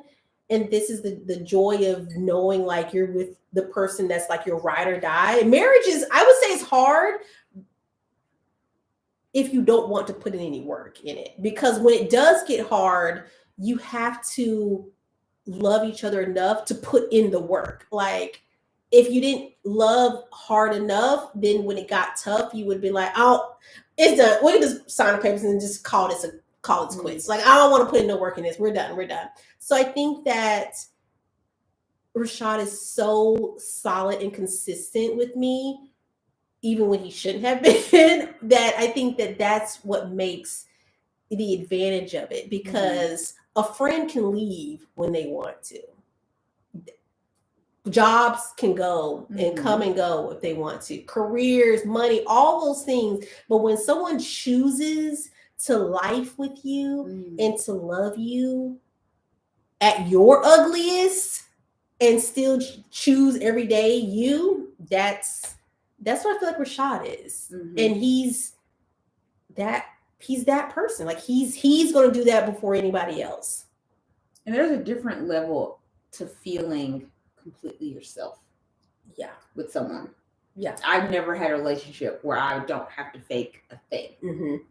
And that is being your total complete self, your ugly ass self sometimes. Like, it said there's no boundaries over there. Holler if I want to. that is a lot. To just be like, you still love me? Yeah. I love you. Yeah. After I don't cut you Sorry off, about that. Like, just kidding. I was just kidding. Give me a hug. Like, you still mad about that? I don't want no damn hug. You just went off of me about a dust on the floor. Like, I was just kidding. My period was starting.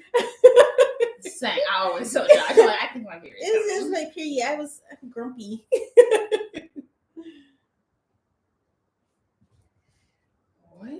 What? Staggered existence makes a difference. And I feel like it's hard to compare because every marriage is going through different things. Like, I always tell Josh, there's days where I'm like, could you imagine if we had kids? Like, I know that puts a totally different toll on a marriage and things you have to work with. I have made that executive decision that's just not a part of what our life is going to look like. So that eases a lot of things that could potentially put strains on our marriage. That's just fact of life. Yeah, it is. And so many other things. There's money things that can be. There's so many other strains. So we try our best to maneuver them and just make that find ease. Instead of things. And which is why I go back to, and I don't say this in a disrespectful, like nobody has a good relationship. I say it more or less like that's why you shouldn't make other couples goals, because no two is gonna look the same. No, just because you're married, they look like, different. I wish I could work with my husband. I want him to take my picture. I would suggest you don't. Like, this works for us because of him. Don't go get divorced now because you pissed your husband off. Because that is this is not easy. And there's times where we're very frustrated. But he is very patient and he loves to do, like, Yeah. We found what worked for us. Yeah. But I couldn't have done this in any other relationship. And I would never force this on somebody. Yeah. And you go force it over there because you think it looks cute. Yeah. Girl, you're going to be in divorce court. Yeah. I had someone say, like, I'm so mad my husband doesn't help me go to picture. That's not He got his whole job. That's not up for him. And then you see go on and on with your husband about something that, because you see somebody else doing, that may not work for you. Don't lose your marriage. Rashad and I have yelled at each other in Norfolk several times in the middle of the street. But to your point, he is very much more of a pleaser to me than I am. So he's going to try and let me try. Let me try. Learn each other. Yeah. Somebody said being the best advice is to be open to fall in love with many versions of your partner and communicate. Absolutely. Like you learn the lines not to cross. Yeah. You learn the things that irritate each other. You learn, and it's about being respectful, being receptive, all those things. If you don't want to try, you can't always think you're right. Again, it's self-awareness. There are so many times where, like, again, I get annoyed easily. And then I can, like, say something where I'm just like, well, that wasn't the nicest thing to say. Or Josh would be like, why would you say that? And I'd be like, because I'm a bitch. I don't know. I don't even know where that came from. This doesn't happen as much anymore, but it used to, where I was just like, that's how I was used to moving, where I just be like, now I can just think things. Yeah. You just think them and be like, in my mind I'm talking. We don't need to let it out. We don't need to say everything we think. Yeah. But I would just say things and he would be like, why would you say that to me? Yeah. And I was like, because it was a thought in my brain. You did not know why and I wanted you to know I was right and you were wrong. Yeah. Doesn't solve a thing. Yeah. What did we? Now we're both pissed. And two, you change and grow, and you have to allow, like, you have to know that change and growth is going to come. And I think that when someone is holding on to, I think I even said, I was like, I'm not 27 anymore, which is when Rashad and I got married. I am now 38. So the way I think and thought was totally different. So I think that even for him as well, like, he was in his 20s, now he's 40. So the way he thinks or thought looks different. So I think you have to know that there's going to come a change and shift in growth just because you are going to grow as a person.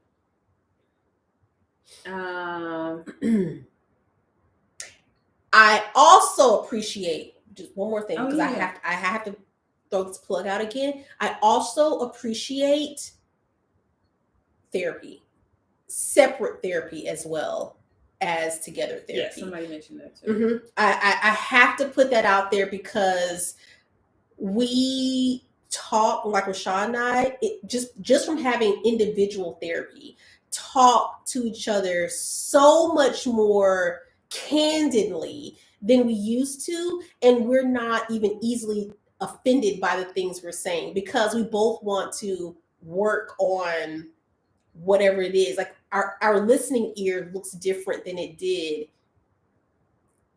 4 years ago, 5 years ago, 7 years ago, 10 years ago, a year ago. It looks totally different by having that alternative perspective, because it can get muddy when you talk to a friend who's biased to you. They love you, they care about you. They're like, and not intentionally, but they're biased to you. And initially they I always am going to care about you more than him.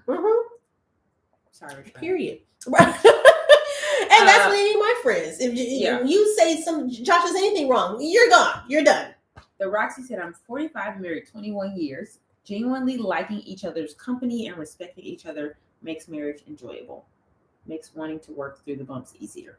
Yeah, which starts at the very beginning. But also, people change. Yeah. And then how do you continue to get to know that new person or how they show up or what they like? And that's the not hardest, but most important part is like liking the person. When you don't, if it's not lovey-dovey that day or week or month, you still gotta just like, well, we could just hang out still. I still like you. If you're just like annoying the fuck out of me every day, like how we even get into the lovey-dovey part when I don't even want to look at your face? Yeah. I will also say though, this is something even Michelle Obama has said in a recent thing. Yeah, someone mentioned that she didn't. There was a period where her and Barack didn't like each other for like 10 years. And I don't know the scope of what that looked like. But there I would say there's times where, so that lovey-dovey does not last forever. I said the honeymoon doesn't last forever. But like, for example, there are times I do not like Rashad. And there are times he does not like me. But our love is going to sustain as much longer than I don't like you. Because I don't always like, and I think that's important in every relationship. I don't always, like if I made you mad, you may not like me in that moment, but you love me more. And I can always tell. Which is a part of learning that person. Yeah. Like I could because Josh is so nice. Yeah. They'll be like, oh, nothing is wrong. I'm like, bitch, I can tell how you're moving. Yeah. You don't like me. You're not fucking with me right now. So that's what I'm saying. Like I can tell. Yeah. So we don't always have to like each other for us to love each other. Maya's here. Hi, Maya. Maya. She said, I need to learn a lesson in my relationship. Keep some unnecessary comments to myself. Yes. And Maya, you're like me. I mean, we're right a lot of the times. That's the problem. Right. But everybody don't gotta know it. Mm-hmm. We can just sit in the being right. Mm-hmm. You can just take it in there and be like, just as we said. Oh yeah, that's should have stopped in Nazareth directions. Oh yeah, it is. Yeah. Oh, that thing was that's what I thought. We don't gotta always say it. No one wins. No one wins. Like, oh, see, I'm gonna say it sometimes though. But I think it's the delivery too. If you're saying it like, or sometimes you'll say things where we both know the answer, right? But I'm gonna ask it anyway, so you can tell me outright. We all got that little petty. We gotta shoot one off. It's a release. You gotta release one off because it just feels good. Somebody said Michelle made marriage sound terrible. Now, if that but the circumstances again was very realistic. The circumstances, just like we talked about being long distance or being the president, again, is another circumstance that you guys put yourself in. But the way people talked about her on the internet, baby, I'd be in shambles. And that was fucking 10 years. That was, I don't know if that's what she was talking about, but that would have been the 10 years for me where I'm like, my mental health is all fucked up. You think I'm supposed to be happy every day? You put us in this predicament. I know we were all rooting for it, but damn. Now I'm living in hell. Yeah. And I got to go out here and do my job, which is not really the job I wanted to do. And it is such a also to think about the generation Michelle is and how she's one generation. She could be our mom, so she's one generation behind us, where their thought process was you stick through things a little bit longer. There's more grit in the game, I feel like, than our generation and lower has. Yeah. And so it's really sometimes a discussion of where's that line where we draw, or like, all right, we're just literally just not healthy for each other, or this is just a good and the bad that we vowed that we would go through. It's hard to find that line. But I think that people can relate to her more than they admit to. And I think that's the upsetting part, is that she shared that truth and they don't want to hear it. I would never, you would though. You never know what you would do. And whether you weren't married, you may have been dating someone for an extended amount of time or some circumstance. So I think her sharing that truth. Yeah, they were talking about having young kids. It's like when you also, which is a very unique situation, obviously. We're talking about being president. Right. When you invest so much into the overall goal and big picture. We've been working for 10 years so you could be president. Right? Because whatever led up to that it's a lot of sacrifice, it's a lot of dedication, it's a lot of the whole family, right, pulling for this person to have this goal. So I sacrificed stuff. I'm not bowing out now we got here. Even though it's miserable. I've been working 10 years just like you. Yeah. Doing the other stuff so that you can do this. So I'm not leaving. Like, we're going to have to figure it out. Yeah. It's also not something I'm just like, oh, you know what? Doesn't seem like it's for me. Yeah. No, we're going to have to figure it out. Yeah. Which I think, again, I go back to like having that proactive conversation and communication, because not everyone grew up with the way to help healthily. I don't know if that's a word, Mm-hmm. but to communicate in a healthy manner and have that will to want to. Not that you want to every day, but if I'm hitting a brick wall with you, then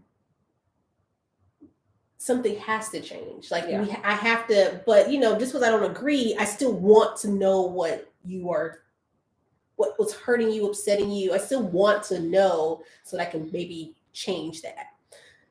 That was a doozy. A little tickle in my throat. Question. Next question. We went on quite the tangent. We did there. That was a good one. That was a very good one.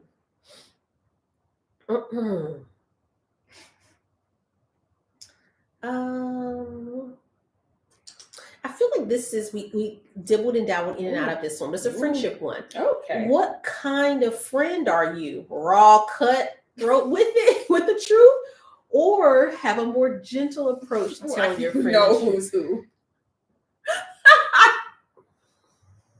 Okay. Depends on the scenario. It does, because I'm gentle. I can be gentle, but you're not ugly. Like I don't feel like you or I are ugly to each other. Like raw cut. And I'm actually not that direct with my friends. I try to trust me. Put some lube on it. Exactly. What pops in my head is not what comes out my mouth.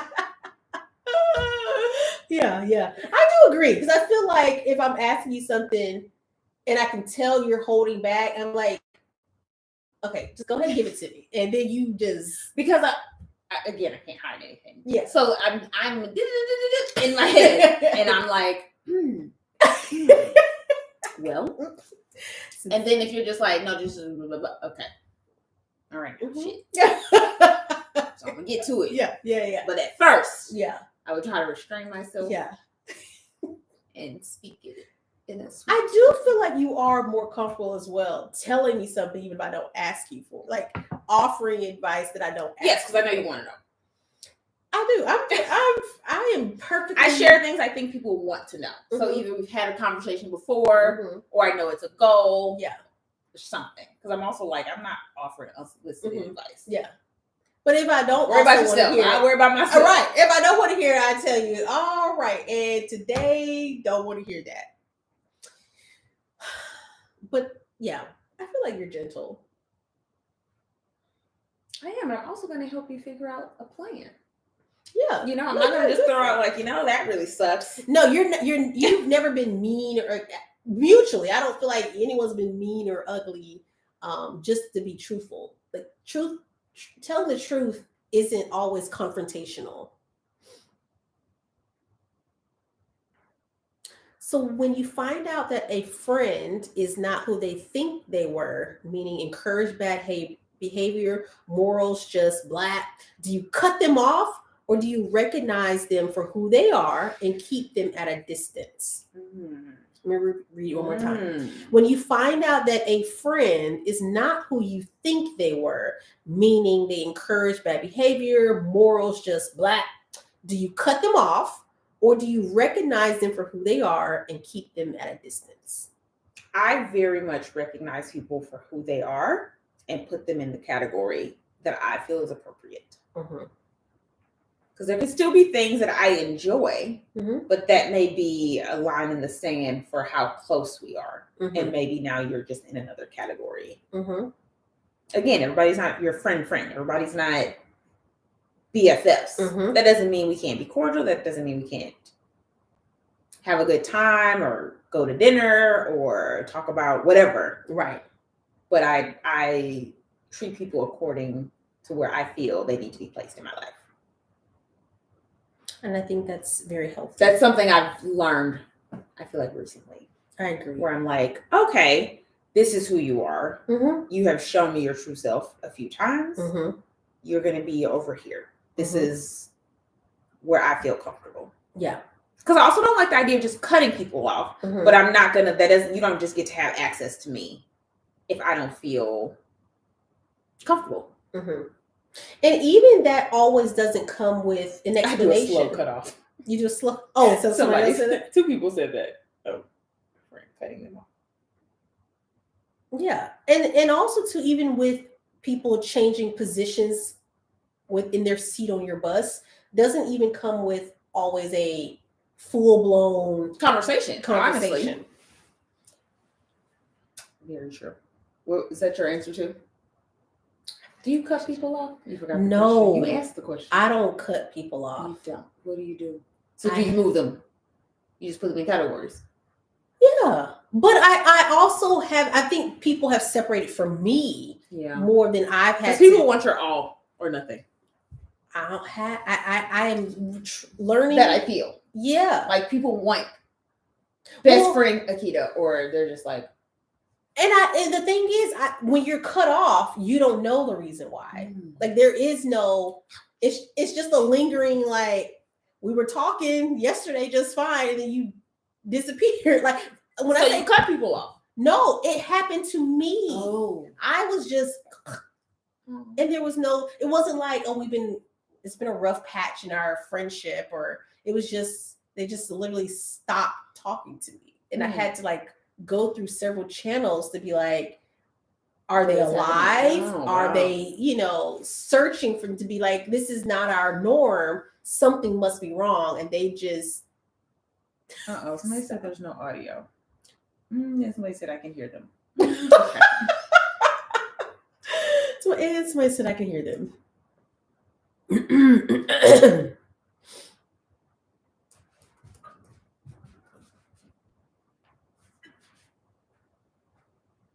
It's kind of going in and out for me. YouTube? Testing.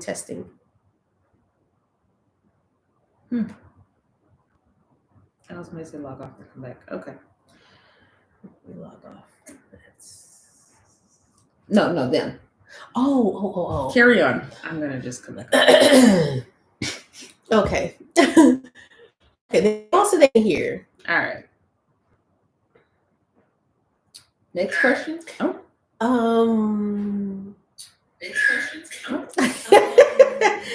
I feel like that was all of it. Yeah, I think if you sit on for a long time, because I just Oh, like if it goes idle, if you're idle for a while. Yeah. Having people drop from my life too, but it's life. Life be life, and But I just still, even with that, I don't support the cutoff. Somebody said, why do people want Akita's all or nothing? I think because she's just, sometimes you meet people and they're good vibes, and you're like, like you said, people want to be friends before you're ready to be their friend. Mm-hmm. Like they just get attached. Yeah. And I feel like sometimes when people are like, really funny or just bring good vibes into situations, people want to befriend people like that. Mm-hmm. And they want all of it. They're like, let's hang out all the time. Yeah. So I feel like if she was like, we're just cordial. Yeah. It's just like, no. I'm trying to be best friends, girl. Best friends, girl. Yeah. So I don't know.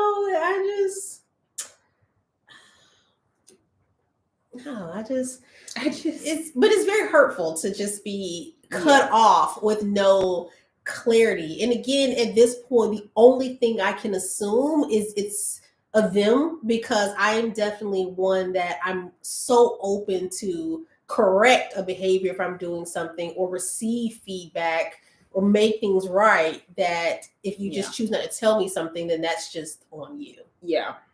Someone asked, in our friendship, do we both share marital advice? Yes. Do we both share marital advice? I guess, like with each other. Oh, yeah. But not in a judgy way. No. But I think that what's so good that more people should do is have someone that they trust to talk about their marriage. Because we're also not going to coddle each other. So again, it's very like, if she tells me something, I'll be like, you're wrong. Mm-hmm.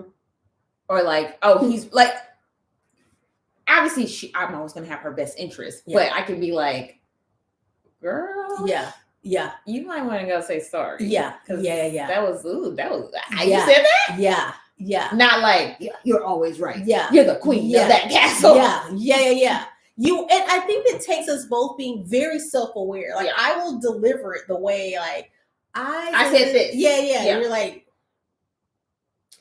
you're a bitch. And you'll be, oh, that was kind of harsh. Yeah. Yeah.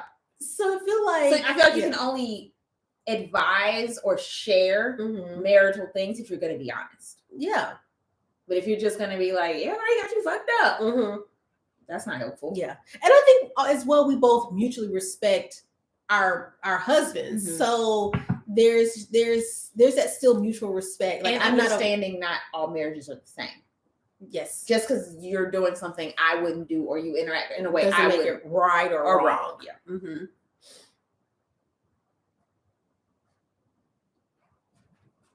Can we talk about how hard it is to find a good hairstylist nowadays? You and Maya are just talking about that.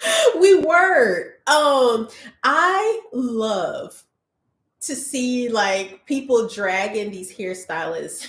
Oh, I love it. I love it because I have experienced some bad hairstylists. You've been personally And victimized by Regina George. I feel so freed by all these coming behind me, calling these stylists out. Our money is worked hard for. Our time. I gave up a long time ago. I've been doing my own hair since I was in my 20s. I'm telling you, when I initially came here, and I was always disappointed. Always with service delay. When they turn me around in that chair, I'd be pissed every time.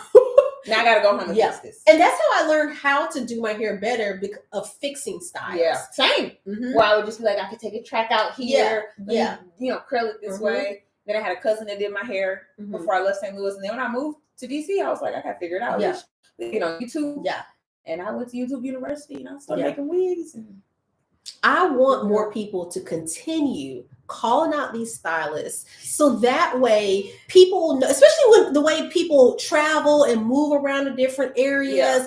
I need to know who I'm going to, and I'm depending on my girlfriends to give me that best advice. I love the Asher, you are so lucky. She had the same hairstylist for 17 years. Girl. Yeah. Mm-hmm. You are so lucky. Yeah. Because I sometimes, even now, I'm just like, I would love to just sit in the chair and my hair be done. I would love that. But I'm also so good at doing my hair. Mm-hmm. I don't even want to put myself in a position to be irritated and disappointed. Yeah. And just ruin my whole day and leave my house. To go somewhere and you turn me around and I'm like, what the fuck is this? All you need to do is look at my Instagram and do that. Mm-hmm. Please. Do that. Just do that. You see what you see? You see that? Do that. But I know you're going to turn me around in this chair and it's going to be a surprise. Yeah. And I'm like, what? Whose idea was this? Who said that? I get turned around and I am just so giddy. I love the way I tell you, she fits me in. But I also love on her. She's getting something every Christmas. She is going to be tipped to the top. It's like people just don't care. We were talking about this yesterday with like nail techs, everything. I just want to have someone who cares about the health of my nails, who just wants to do a good job, who wants to be creative. Let's try some designs. There's no budget. Let's just extra 10, 20, extra. Yeah. Let's have fun. Yeah. Go crazy. No, people just want you fucking and get the hell out of my chair. I'm so sorry. I came here to pay you. It's so unfortunate and so ugly and it's so disrespectful for stylists to treat people. I have seen people been left at appointments. They have been waiting for long periods of time. Just be your whole Saturday. They don't communicate well. And it is so unfortunate because our hair is our crown.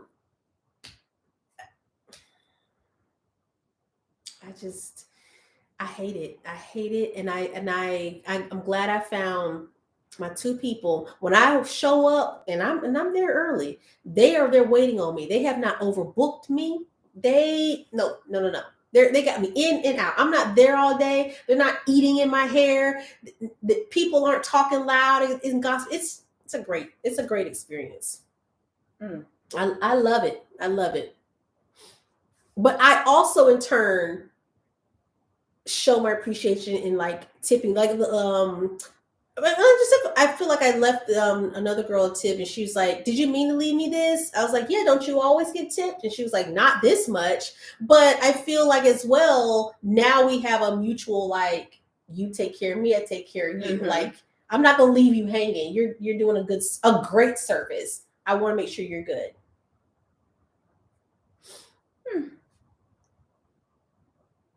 I moved to the DMV a year ago, so I was really be taxing.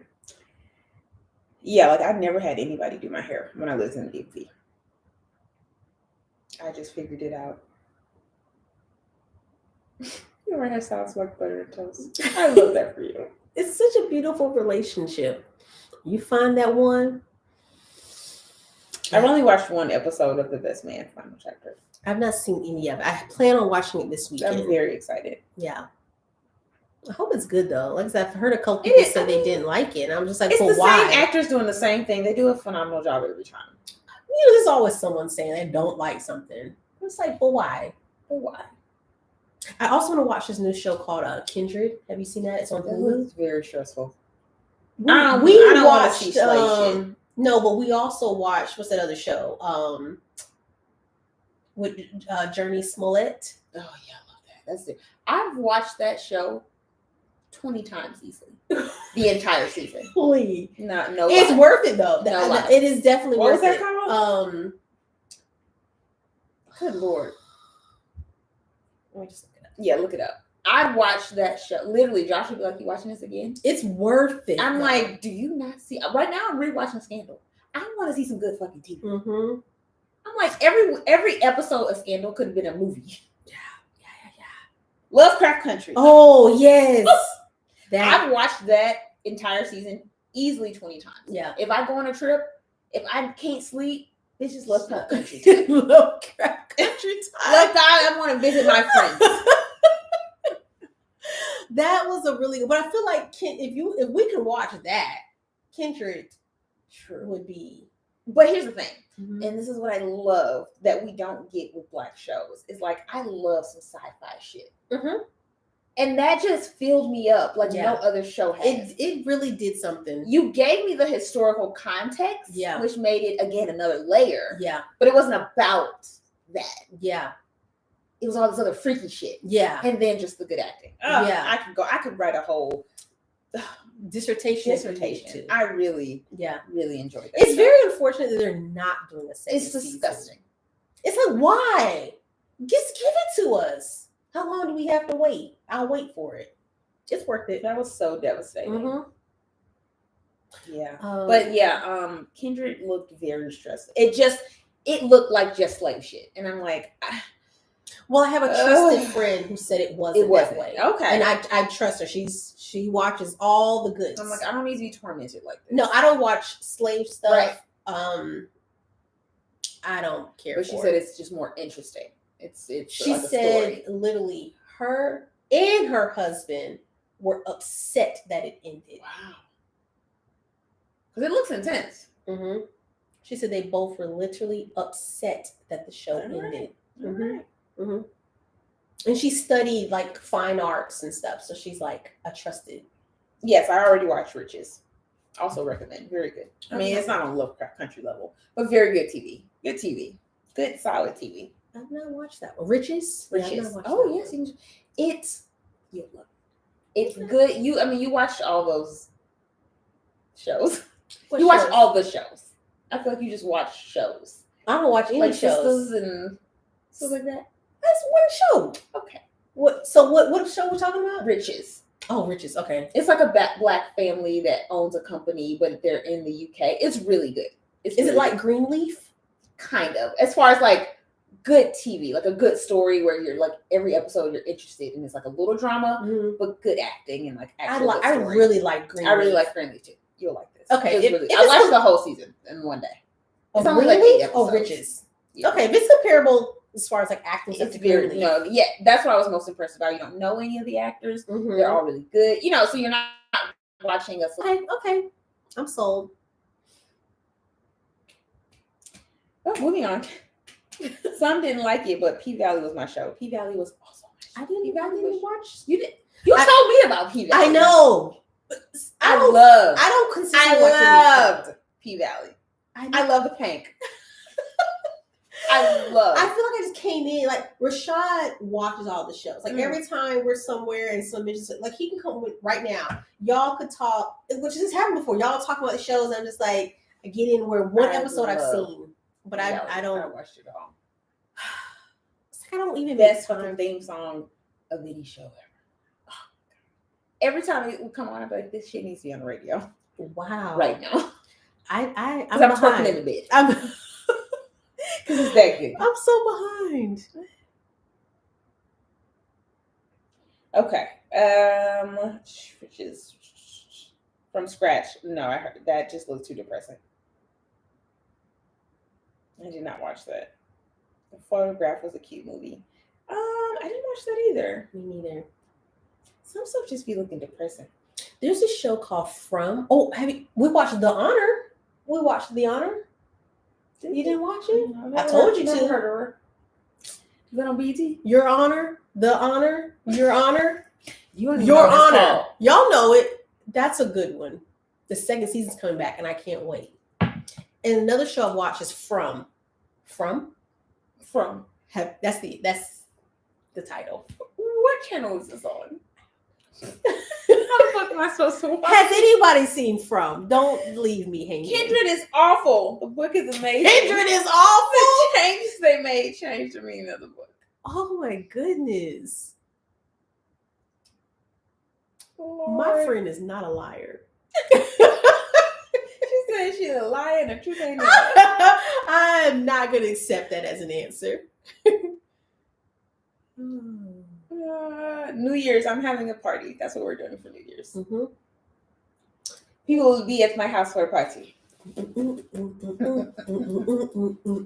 Josh Juice will be here. The Josh Juice.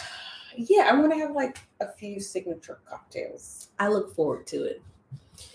Life with Leah, Soul Sister said before exactly. the broadcast from ends, scratch. Her husband died, and I was like immediately no. Who said that? I already know that's what I'm from scratch is about. Oh, From Scratch. Is that the movie people were crying Yes. at? I'm not. Did you watch it? It's such a good cry. No, thank you. I am not interested in crying. But let me tell you what Leah's Soul Sister said. Before the broadcast ends, a huge thank you to Akita and you, Janae, for... Sorry. Oh my God, I didn't even get to the good part. Out of your holiday to with us. May God continue to bless you and your families. That's from Leah's Soul Sister. Now, Aria said, now why did they read my comment like that? And so I'm like, now I need to know what the comment was. How did I read it? Maybe it was the one about Kindred when she said Kindred was bad. It was Kendrick is awful. Yeah. Did I read it with too much passion? So sorry. That's how you say it. Your Honor. Maya said I would love Your Honor. She knows me very well. So Maya, what channel is it on? You gotta have 25. No, I will never be able to tell you what channel, what I just gotta Your Honor. Do that. Because it's 25 different apps you gotta have. Which is crazy. Nothing comes on TV anymore. No. It's like, what's that I on? can't find a Christmas movie to save my life. No. You're on your own. I'll tell you. Yeah. What's the next question? I don't have any more. Oh. I don't think I do. Let me check. The Wire. I was upset when it ended. Yeah, The Wire was good. Me and Josh binge watched that. I haven't watched that one either. The Wire is one of the best shows on TV. Ever. So. You don't really watch TV. I don't. P-Valley made me want to learn how to pole dance. Yeah, it really. 10 out of 10.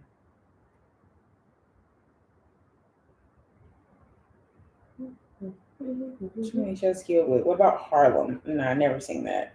Same.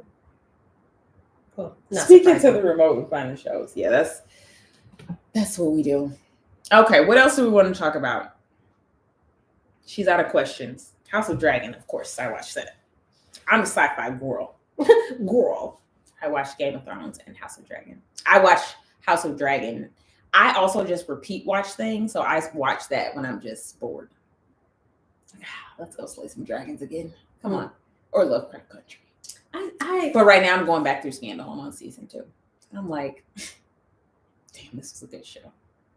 I never watched Scandal. Oh my God. It is literally, and you know what it reminded me? It's like the first episode, phenomenal. Like that's kind of unheard of. You know, usually it takes the first season and really people get their footing, get the right actors in there. The first episode of the first season, slam dunk. Of Scandal. A Scandal. Did you like watching The Walking Dead? Yeah. That actually, I got too obsessed with it and I started having nightmares. So I had to stop. I know. It happens. Like I would be. It was just too my intense. heart would be literally jumping out my chest every time. But And- you have to sit. and then watch the it. next day I'd be like, I slept terribly last Yeah. night. Oh, because I watched 4 episodes of The Walking Dead. I just had to Yeah. stop. Yeah, it's a lot. It's intense. I only watch Emily in Paris on the treadmill. It's like my guilty pleasure. Like, oh, if you want to watch it, you have to go on the treadmill. I gotta trick myself.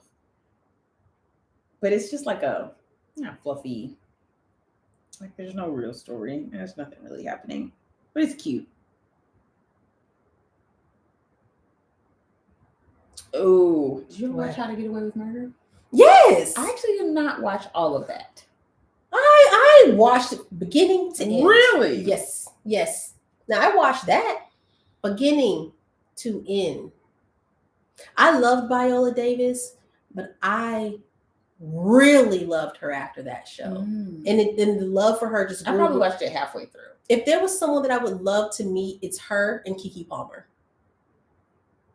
I feel like you guys would become best friends. Kiki and I would have a blast together. Me, her, Or and it would baby. be like seeing your like evil twins. Where It'd be it's like seeing my doppelganger. yeah, you know? like How like a funny can standoff. we be? Like, I'm funnier than you. it actually might get a little competitive. I love Kiki. Her and I might Viola watch that Davis. next. I'm gonna What? watch Annalise Keating next. You should. If you love Because Scandal. I remember watching that, and I just kind of got at some point I just got lost in the story. Mhm. Like I remember it was just a lot of they killed the husband at some point. It was a lot of where I was just like I'm confused. It's I because didn't you keep up had with all that. these other competing shows. Because that was on at the height of like a lot of shows. Now there's no good shows like that. Similar to dating. You talking to all these people, you can't keep up. You can't focus on I one can show. focus. You can't focus on one show at a time.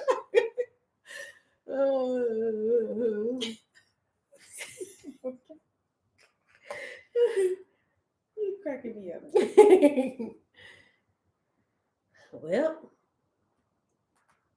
Well, Oh my god, it's 9:50. that'll do it. Guys, I think we're done. We had a good time. It's fucking Christmas tomorrow. It's like Christmas. I'm gonna wake up and it's Christmas time. Is there anything that I know you and Josh don't really do like gifts, but No. if you had to like open up something tomorrow that you don't have and that you don't need, what would that be? Where's this question It going? has to be something that you don't need that you would just be like, ah, If I could open up something, mm-hmm.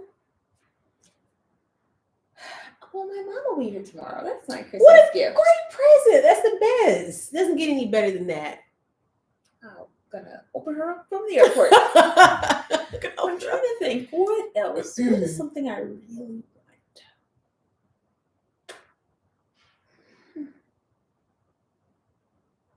What a blessing. I don't have any. Wow. That's I'm trying to beautiful. think. I mean, I don't know. A house on the beach? No. Okay. Something that's wrappable. Okay. Compact that you're like, you open it up, you're like, I would have never have bought this for myself. I'm so glad I have this. I would never have bought it for myself. Mm-hmm.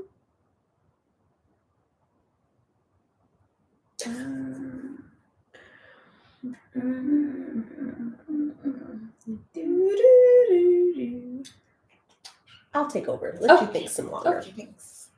I would love to have a microphone, and I have asked for a microphone with a stand so that I can sing and perform in my living room loudly. You would never buy that for yourself. Probably wouldn't, but I want it. I'm I'm not a singer. I'm not auditioning, but I want a microphone, not a karaoke machine. I want a microphone and a stand to sing songs as loudly as I can. I would like a boat. So I think compact. Oh. I mean, it's good to think big, bitch, but You think it's small. You need to think big. We really think on this. Take your time. Take your time. The girls are still here. So they're helping you out here. Would it be a Valentino ball gown, a candle, You know what? a Coach heart bag?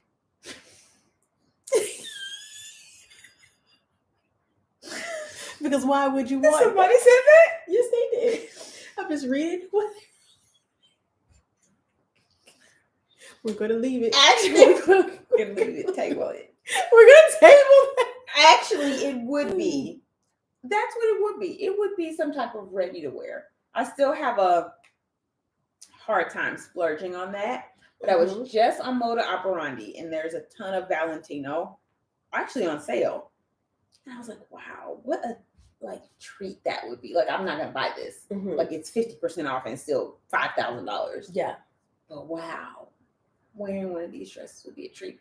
Oh, someone even said the Prada pajamas that you raved about. Oh, there it is. They know. They know. Fucking is, because I was ready to run out of the store in those pajamas. Just never catch me. Never catch me. I'm just gonna run away. I felt like a bajillion bucks. Yeah. And I honestly, I really had to be for real with myself and be like, if I had tried those on at the beginning of the trip, I would have bought it, which would have been stupid. But at that point, I was already at the you've treated yourself. Birthday trip's done. Yeah. You leave tonight. If that had been the first day, I would have bought those pajamas. They were just. But you really do live in your pajamas. I have them on right now. I mean, yes. I would have them on right now. I'd have them on for Christmas. I would put them on with some boots. You really do. I would wear them at Fashion Week. I would wear the shit out of those pajamas. Yeah. That. If I unwrapped that tomorrow, I'd probably cry. Yeah. Of shock. Really? Yeah. Hear that, Maya? Hear that, Josh? Well, we don't really do gifts, so mainly because we just treat each other. Y'all are each other's best gift. Yeah. Or you can just leave it at y'all just don't do it. That's fine enough. We never have though. It's like it was just never what we always used to do trips. That was always like a thing. Like it's your birthday, we'll go somewhere. Yeah. And I don't really like gifts. So, I know you want to let it out. I will not. You won't let it out? Go tell the people. I don't think we have enough time to delve into this. And I think this is a good maybe if I had one more, I would be ready, but who knows where it'll go. We'll save it for next year. Next year. See y'all next year. Yeah. Dinner with a celebrity? No, most celebrities are very weird. Not Keke Palmer. No, but she's few and far in between. And honestly, who knows? But you're right. Who knows? What about Viola Davis? I've met enough people to. I don't like being disappointed, and most of the time, meeting celebrities is like, oh, let down. Or like having dinner with J-Lo and then so she weird. takes the tip. And you're so excited, and you're just like, oh, you're the devil. Wow. Yeah. Wow, this is terrible. I'm never going to listen to you again. No, you have to cancel all her music. What? Leah said, no time like the present, Nikita. Tell it. Next year. Next year? Hold on to next year. We may be ready to dive into that conversation. I could show my birthday present. You can do that. You can do that. Go ahead. But then you have to. I don't feel. There's no story to tell. Well, my concern is that perception may. I care about you. Thank you. You're welcome. And I am concerned that through our rapport, it may be received ill. And I don't want that. I don't even want the perception that I may want to tussle with anybody. For you. I love you. Well, Merry Christmas, everyone. But you can show them your gift. It's a nice gift. Okay, it's a lovely gift. Share with them. I'll share my birthday Mhm. gift for Lakeita. I'll sit right here and I'll wait.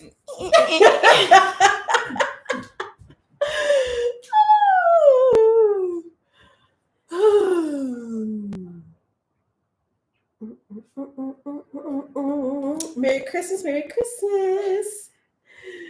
That is crazy. Tomorrow's Christmas. Are y'all cooking? Like your mom and you? No. we do seafood in our house for Christmas. Okay. She's so cute. She's so cute. This is my birthday present from Lakeita.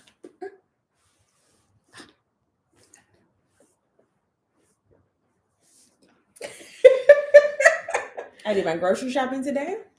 You did? You took her with you? No, I'm just saying. Oh, no, I didn't go anywhere. I hope they delivered it. Oh.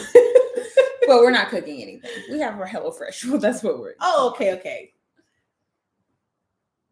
I'll just have my mom cook another day. Okay, no problem. Yeah, since we have Thanksgiving food on Thanksgiving, we have seafood for Christmas, and then we'll have like another Thanksgiving-esque, but not like all the traditional stuff on New Year's.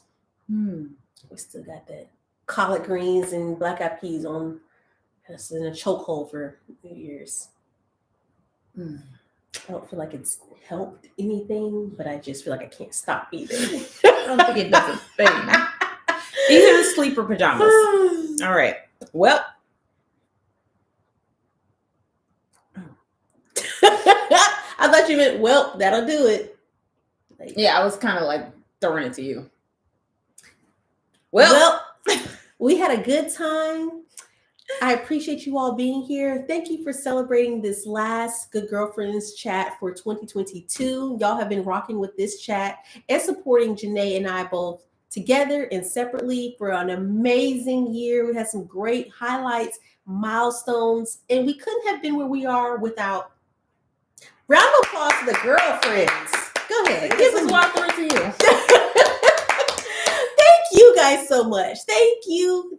Y'all are the literal best. I don't know another duo that has a better community than us. If there's one, let me know. But I don't think there's one. I don't. Thank you. Thank you to you. These hand claps are for you guys. Thank you so much. Please be safe this holiday season, no matter if you're staying in or going out with loved ones. Oh, you know what? What? I have something to show. Show. For. Oh, you do? We'll just DM her. You sure? Yeah. Okay. We gotta go. Okay. Good night. Okay. Just talking our language. Bye. Bye. Have a great one. Oh, this is on my channel. I gotta do all the work now. Bye.